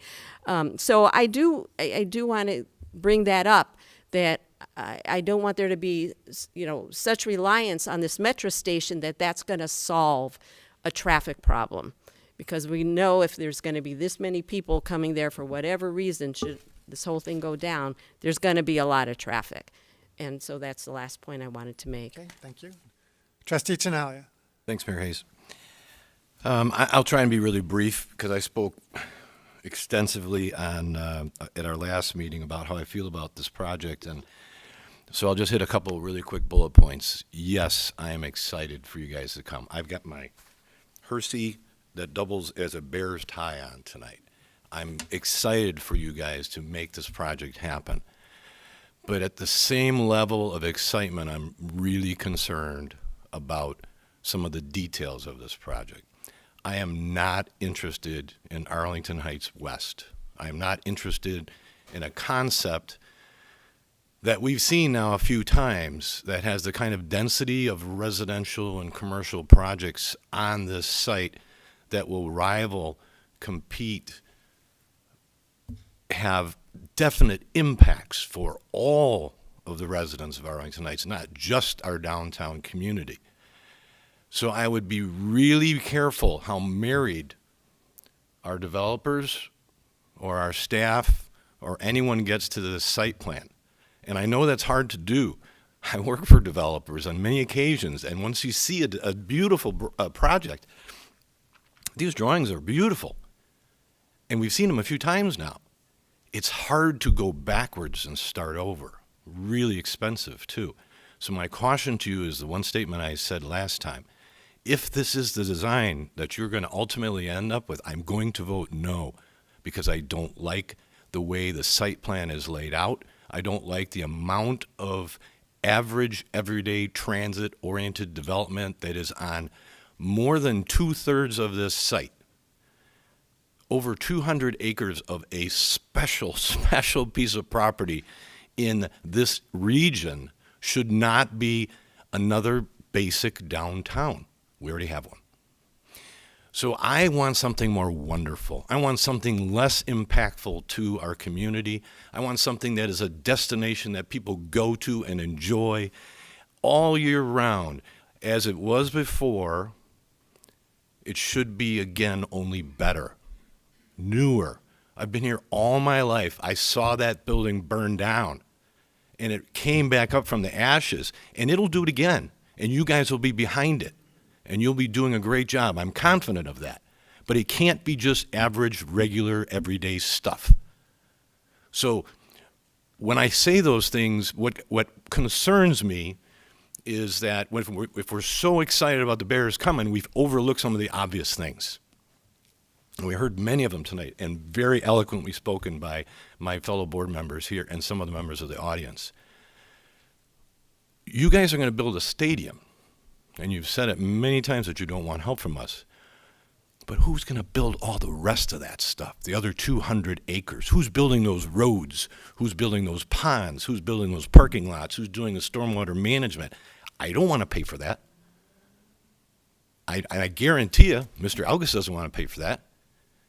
None of us do. What we want is a place that we can all be proud of.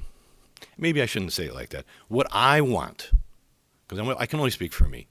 What I want is a place that we can all be proud of, that is wonderful, that we go to and enjoy year-round for different things, different reasons, not an average transit-oriented development that I know somebody has to pay for. And I just don't want to pay for it. And I don't need it. If I didn't have a beautiful downtown like we have, maybe I'd be more excited about it. But I love what we have here. I've been here for 60 years, and I've seen from what it was to what it is now, and I just don't want to jeopardize it. So that's really all I'm going to say tonight. I'm going to vote in favor of this because I want you to come. I want you to do good work. I want you to do what you need to do. But let's keep in mind that this site plan cannot be what we get married to for the rest of this ride. That's all I have. Further comments from the board? All right, seeing none, we do have a recommendation from the staff to approve the pre-development agreement. We need to approve that in order to make this official. We cannot take official action other than at a village board meeting. And so do we have a motion to approve? Mayor, I'll move to approve the resolution approving a pre-development agreement with the Chicago Bears Football Club Development, LLC. Second. Motion by trustee Bertucci, seconded by trustee LaBedz. Further discussion from the board? Anything from the audience? All right, seeing none, let's take a roll call. Trustee Bertucci? Yes. Trustee LaBedz? Yes. Trustee Grasse? Yes. Trustee Schwingbeck? Yes. Trustee Baldino? Yes. Trustee Scaletta? Yes. Trustee Canty? Yes. Trustee Tinaglia? Yes. President Hayes? Yes. Well, that's step one for this evening. We do have some other business to conduct on this redevelopment, and with that, I would call on our village manager to begin discussion of a overlay zone amendment to Chapter 28. I'm going to push it right back to Charles Perkins. Okay, thank you. As the board is aware, one additional request that Chicago Bears had of us was to look at our existing overlay zoning district for the racetrack property. If you recall, in July of last year, the board adopted an overlay zoning district, set forth certain parameters, restricted certain uses, and they have requested that that overlay zoning district be amended to allow a sports wagering facility as a special use. That does not grant them approval of this use. It just allows them the opportunity to apply for that in the future with their future plans. So on September 28th, the Ordinance Review Committee held a public meeting to discuss this, and the draft language that I have up on the screen is the definition of a sports wagering facility that pretty much follows along the Illinois Sports Wagering Act, and then allowing it as a special use in the B3 district and the overlay district, as part of a plan unit development, and only as part of an approved development that includes a professional sports stadium. So the Ordinance Review Committee talked about that. They did have some suggestions for modification of the language that we included. And then on October 12th, the Plan Commission held a public hearing that was duly noted with all the legal notifications.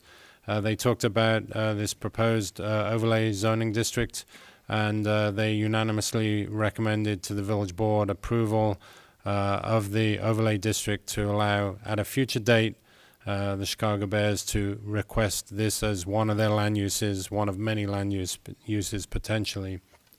So the first item is just the Plan Commission recommendation, and then the second item is the legal ordinance that would be for adoption. So I'd be happy to answer any questions.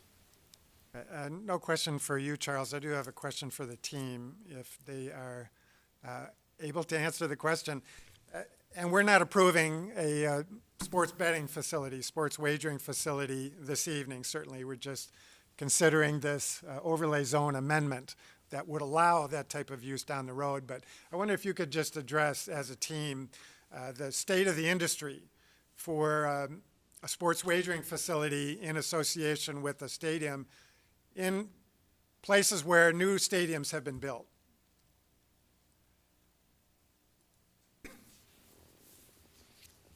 Yep. Thank you, Mayor Hayes.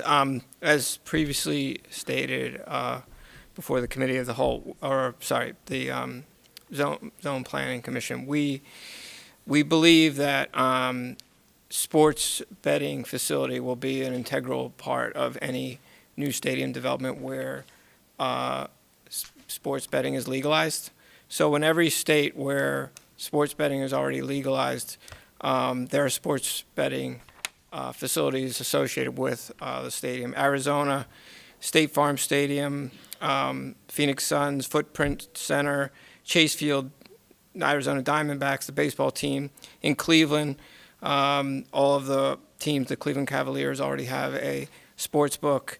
Already seeing in Illinois, in Chicago, the Chicago Cubs have already built a sports book. There will be a sports book at Wrigley Field, and also at the United Center. In New York, Citi Field, the Mets have a sports book already there. In Washington, D.C., all the teams, D.C. United, Audi Field, Nationals Park, Capital One Arena. And so we, again, haven't made a decision to develop. We don't know what exactly will be there, but having that zoning ordinance or that overlay is critical just because of the landscape of all professional sports teams, stadiums where sports betting is legalized. Yeah, and my point is just to make sure that the public knows that this is really state of the art for new developments of professional sports stadiums across the country. And it really would put you at a competitive disadvantage, I think, for a number of reasons if you did not have one with this redevelopment.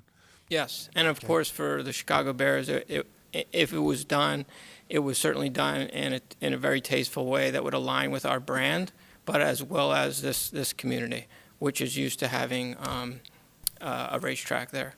Okay, thank you, Mr. Stein. Other questions from the board on this item? All right, do we have any comments from the audience? Melissa? Melissa Kerr speaking. I thought they were not going to sell it to another betting facility. Wasn't that in one of the presentations? Churchill Downs you're talking about? If Yeah, that's Churchill the Downs is seller. the owner of the property. And so I don't know if you want to comment on that, Mr. Eckloff, Mr. Shadle. I don't think there was any restriction in terms of the use of the property. We had heard there was an indication by Churchill Downs that they were not inclined to sell to an operation that was going to operate a racetrack. Okay. Yeah, thank you, Melissa. Any other questions from the audience or comments? Seeing none, we do have a recommendation to approve this. How do we take this legally? Do we take the ordinance? Do we need to approve the Plan Commission recommendation first? No, you do not, Mayor. The recommendation is before you. You've consolidated these items as you recall earlier tonight. So if you're prepared, you can entertain a motion to approve the ordinance that's before Approve the you. ordinance, right. So what's the will of the board? Go ahead. Go ahead. Trustee Canty. Can I just ask a question, Hart? Because I thought all we did was pull the two items forward. I did not think that we moved to consolidate.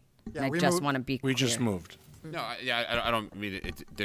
There's no the action ultimately before you is whether or not to approve the ordinance. There's no formal legal need to take action as to the recommendation. Fair enough. The ordinance reflects the recommendation of the Plan Commission because the Plan Commission recommended that an ordinance like this one be adopted. Fair enough. I just wanted to make sure I understood what Sure, we no, had I did done. not mean to mislead with the. Yeah. So the legal item, the consideration of the ordinance is on the agenda at this time. Correct. Subject to a vote, depending on the will of the board. Correct. So is there such a motion? Trustee Bertucci. I just, before I make the motion, just confirm that this was unanimously approved by our Plan Commission. Is that correct, for what I'm seeing here? That's correct, Trustee Bertucci. It was a unanimous Plan Commission recommendation to the village board. Right. And the staff is recommending approval? That's correct. The staff Okay. recommended to the Plan Commission and the board approval of the proposed ordinance. Okay. Okay, and you know that I know this, but I'm just, again, just reiterating that for the audience. With that in mind, I'll make a motion to an ordinance amending the 2002 comprehensive amendment of the zoning ordinance of the Village of Arlington Heights as amended regarding the Arlington Heights International Racecourse Overlay Zoning District. Is there a second? Second with comment. There's a motion by Trustee Bertucci, seconded by Trustee Schwingbeck. Okay. Now, Trustee Scaletta. So we're on legal A, correct? Right. Yes. Okay, just making sure I'm following along, because so new business A is, are we going to be taking a separate motion on that? No, Okay. that's what Mr. Passman just indicated. Well, I understand, but when he was, I'm just clarifying, because when we talked about consolidating, we didn't necessarily consolidate, it's just that we wouldn't have taken a motion on new business A, but we would have on legal A. Right. Okay. So we moved them both to this point in the agenda. The only one that needs a motion is the ordinance. That's correct, and I don't. If I misspoke with the word consolidate, we brought all the three items to be consecutive I on agree. the agenda. I agree. Right. They were listed as they were originally because that's been the custom and practice of the board to have each of these three items presented as they were on the agenda. Ultimately, as all of us know, board and public alike, they all relate to the prospective redevelopment of the racecourse site. Right. Agreed. Ready to vote. Motion by Trustee Bertucci, seconded by Trustee Schwingbeck. Any further questions or comments from the board? Anything from the audience? Roll call. Trustee Bertucci? Yes. Trustee Schwingbeck? Yes. Trustee Tinaglia? Yes. Trustee Grasse? Yes. Trustee Scaletta? Yes. Trustee Baldino? Yes. Trustee Canty? Yes. Trustee LaBedz? Yes. President Hayes? Yes. Well, again, thanks to all involved in this process, including members of the audience who provided input at this first public vote on redevelopment of the Arlington Park site. And so now it's on to the Detroit Lions, and hopefully we'll get a win this week. So encourage the guys, and let's make it happen. All right, thank you, team from the Chicago Bears. Appreciate all your hard work on this. All right, we have two other agenda items under new business, and I apologize for the lateness of the hour. Hopefully they're still with us. The first item is the... Mayor, I believe we've not yet taken action on the consent agenda. Oh, thank you. Appreciate that. We'll go to the consent agenda. Are there any members of the board wish to remove an item on the consent agenda? Any members of the audience wish to remove an item on the consent agenda? Mr. Costin? Legal A. We've already voted on consent legal A. No. Where's Re- consent? Accepting not public consent improvements Walnut Park. Consent is the resolution accepting public improvement on Walnut. For the Walnut Park subdivision, that's what you want removed? Okay, we'll remove that. Any other members of the audience wish to remove an item on the consent agenda? Seeing none. Any members of the board wish to vote no or pass on any remaining item on the consent agenda? Move Seeing approval. none, I need a motion to approve the items remaining. Mayor, I have just a quick point of order. Can a non-resident or anybody, and maybe this is for you, Hart, can a non-resident pull a item off the agenda like that? Off the consent agenda? No one can vote on anything but the board, of course. I know it has been the board's custom and practice to allow those in attendance to request that an item be removed from the consent agenda. Strictly speaking, under Illinois law, the only people who have the authority to require something to be pulled are the 9 members of the board themselves. Again, I recognize that it's been the custom and practice to allow attendees to make that request. Whether they're a resident or non-resident? Yeah, I'm not aware of any distinction that the board has We've made. never made that distinction that I'm Okay, aware of. okay. Yeah. All right, we need a motion again to approve the remaining items on the consent agenda. So moved. By Trustee Tinaglia, seconded by Trustee Baldino. Roll call. Trustee Tinaglia? Yes. Trustee Baldino? Yes. Trustee Scaletta? Yes. Trustee LaBedz? Yes. Trustee Grasse? Yes. Trustee Canty? Yes. Trustee Schwingbeck? Yes. Trustee Bertucci? Yes. President Hayes? Yes. We'll take that removed item under legal and move forward then with the remaining new business items. The first is the Orchard Evangelical Free Church plat of subdivision to consolidate lots. And for the record, I need to recuse myself from this agenda item. I'm a longtime, almost 50-year member or attender of the church and longtime voting member as well. And so, although I don't feel that the nature of this action really requires myself to recuse myself, I don't think there's any conflict of interest. I want to make sure there's no appearance of impropriety. So I'm going to recuse myself from the discussion and vote on this issue and turn it over to the President Pro Tem, LaBedz. Thank you, Mayor Hayes. I think we'll start with the presentation from the petitioner. Tell us, so you can tell us what you're planning to do. Absolutely. My name is Caitlin Chuck from the law firm Rosenova and Whitaker here on behalf of Orchard Church. As you may already know, the applicant and the owner is the owner and operator of the Orchard Church located at 1330 North Douglas Avenue in Arlington Heights. This is generally located east of Arlington Heights Road, south of Thomas Street, and located between Belmont and Douglas Avenue. Arlington Heights, the Arlington Heights campus is one of 6 campuses located in the Chicagoland suburbs. If we take a closer look at the property, you'll see that the property is actually made up of 10 different parcels. They were all acquired at different times since 1986. We're now seeking to consolidate all 10 parcels into a single parcel in order to provide a single integrated campus in order to clearly delineate the unified ownership of the property. The consolidation will also allow us to clean up some easements, accurately identify building lines and setbacks pursuant to the village code. It will allow us to update our underlying title policies for each of the respective parcels, or for each respective parcel to become one parcel. And once again, it will be insured under one single title policy. There will be no changes to the actual function or operation of the church. And also at the direction of staff, we're requesting an amendment to the comprehensive plan in order to classify the recommended portion of the site as institutional in order to reflect the actual use of the property. So super quick, but with that, I want to thank you for your time this evening. I'm available for any questions.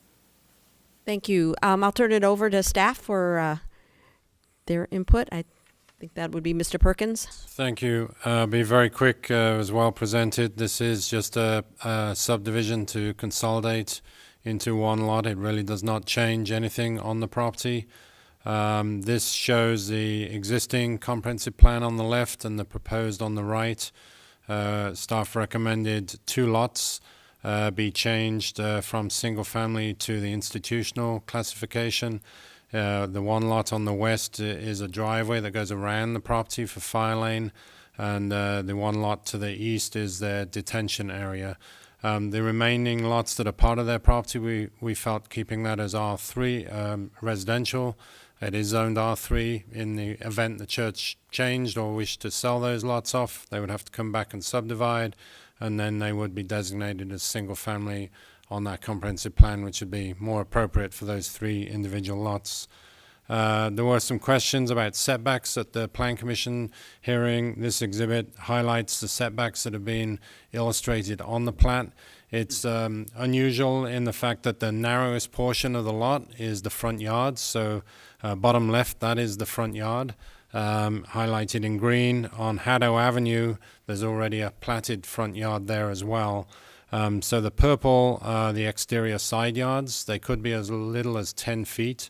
We felt it's more appropriate to be 25 feet, which is more consistent with the single-family homes a little bit further north above the park, and on the east side, below the property or to the south.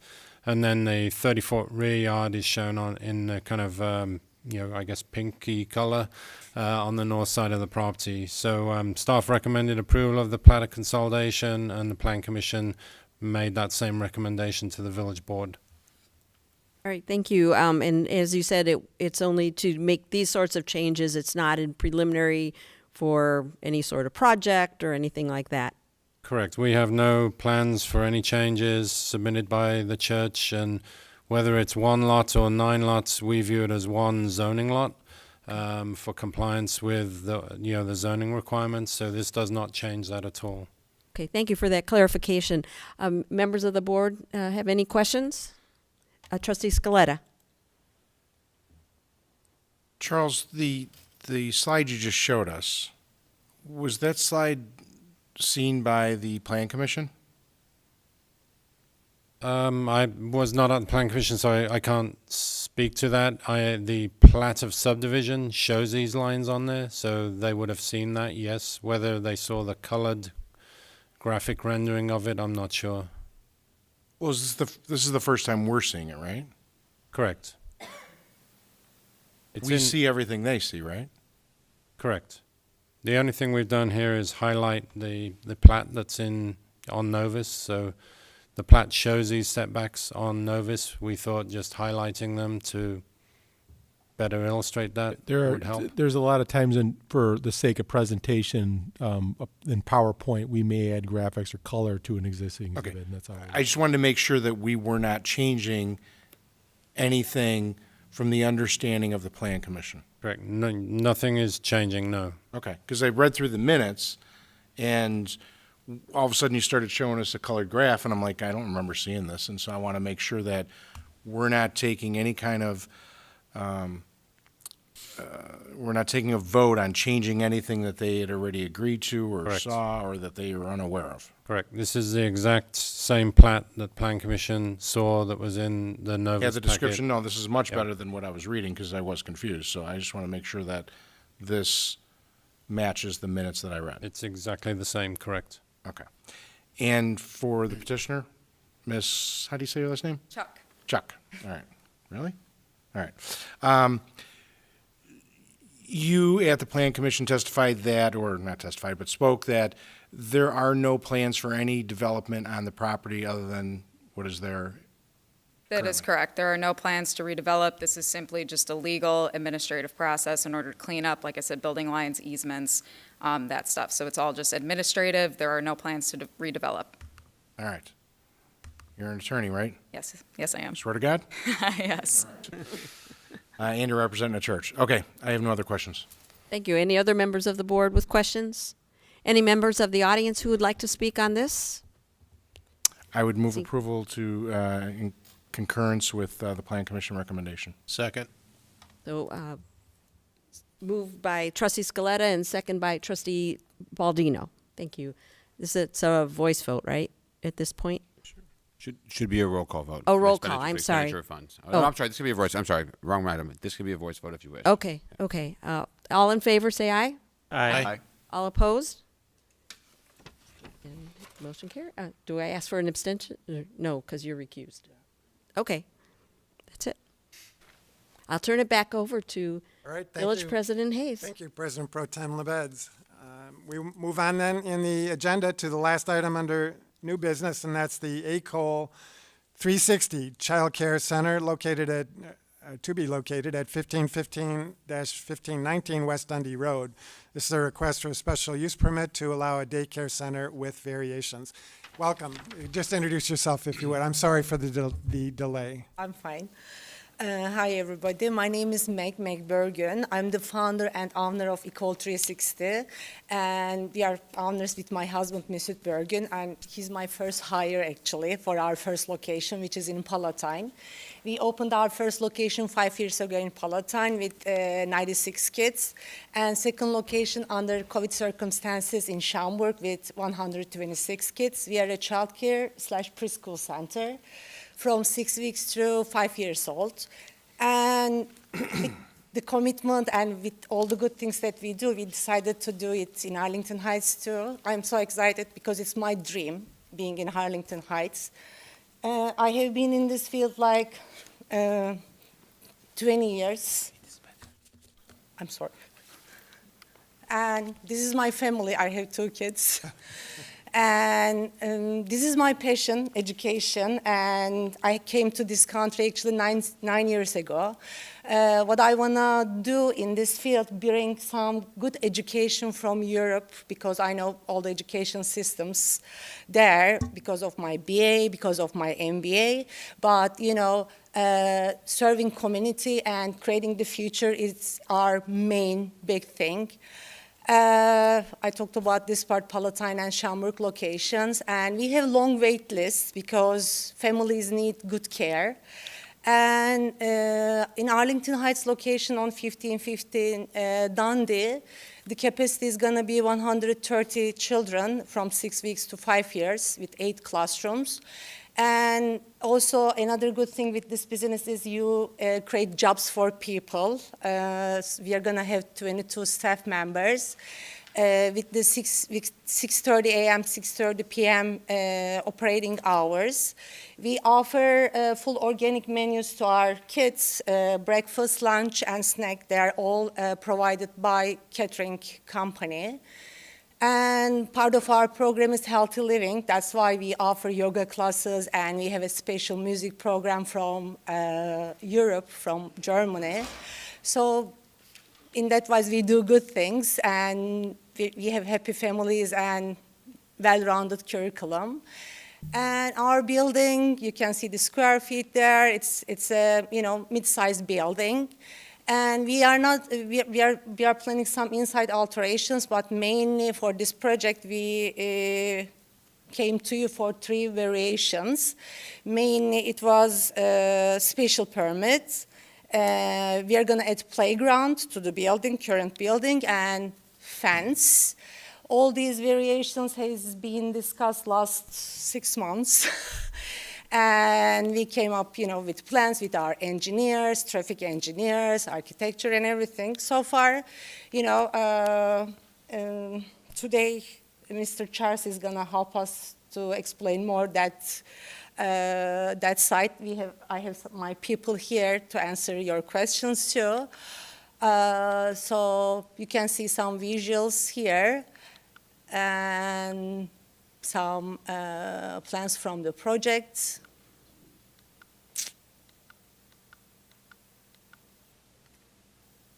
And I would be happy to answer your questions. Thank you. Well, thank you.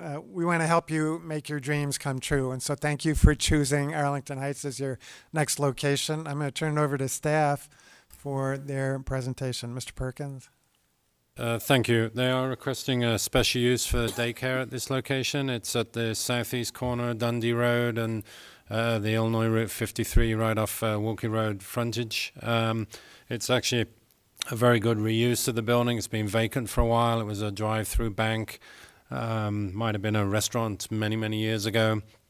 They're looking to keep the drive-through structure intact, but put curbing around it and the appropriate absorption material over the pavement for the play areas They are seeking a few variations, primarily for the height of the play equipment, and the square footage size of the equipment, and for a fence in the front yard around that particular play area. We've asked that they shift the play area just a few feet to the east, so they don't need a variation for the placement of that in the front yard, and I think the petitioner has agreed to that. The Plan Commission and staff recommended approval of it with a few conditions, and I'm happy to answer any questions. Thank you, Mr. Perkins. Questions from the board? Trustee Scaletta. So thank you for your willingness to come to Arlington Heights, and thank you for going through the process. Learned an awful lot about your proposal, and also about your business from reading the Plan Commission minutes. Did you read all of the, or did you agree to all of the conditions that were given to you by the Plan Commission? Yes. Okay. Is there anything that you had a problem with? I don't think so, no. Okay. No. Good. I would move approval. Second. Motion by Trustee Scaletta, seconded by Trustee Tinaglia. Any further questions or comments from the board? Trustee Tinaglia. Real quick question. Charles, can you go back to that site plan? That one. It appears to have an awful lot of parking from when it was either a restaurant or something else before. Is there anything that this petitioner can look forward to doing or changing down the road? Because I'm imagining there are not that many teachers that are working in here and not that many visitors and so on. I would imagine, I'm guessing there's probably 50 extra car stalls on here. You're pretty close. It's 47 surplus. It is there is a big shared parking area with the hotel to the east, so they are limited in what they can do. There's a perpetual shared parking agreement. Good. That's good. Same with cross-access easement agreements with the office building to the south as well. Great. So are you aware of that you have shared parking agreements with the? So as far as like maintenance and things like that you should be able to work with your neighbors, when it's time to repave or reseal coat and so on. Yeah, you don't have to take care of that all, hopefully, right? I haven't seen the details of the agreement. I would hope there's reciprocal maintenance sharing sort costs. of a financial hub for you. But all right, great. That's my only question. Thanks. Right, we have a motion and a second. Any further questions or comments from the board? Anything from the audience? All those in favor say aye. Aye. Aye. Any opposed?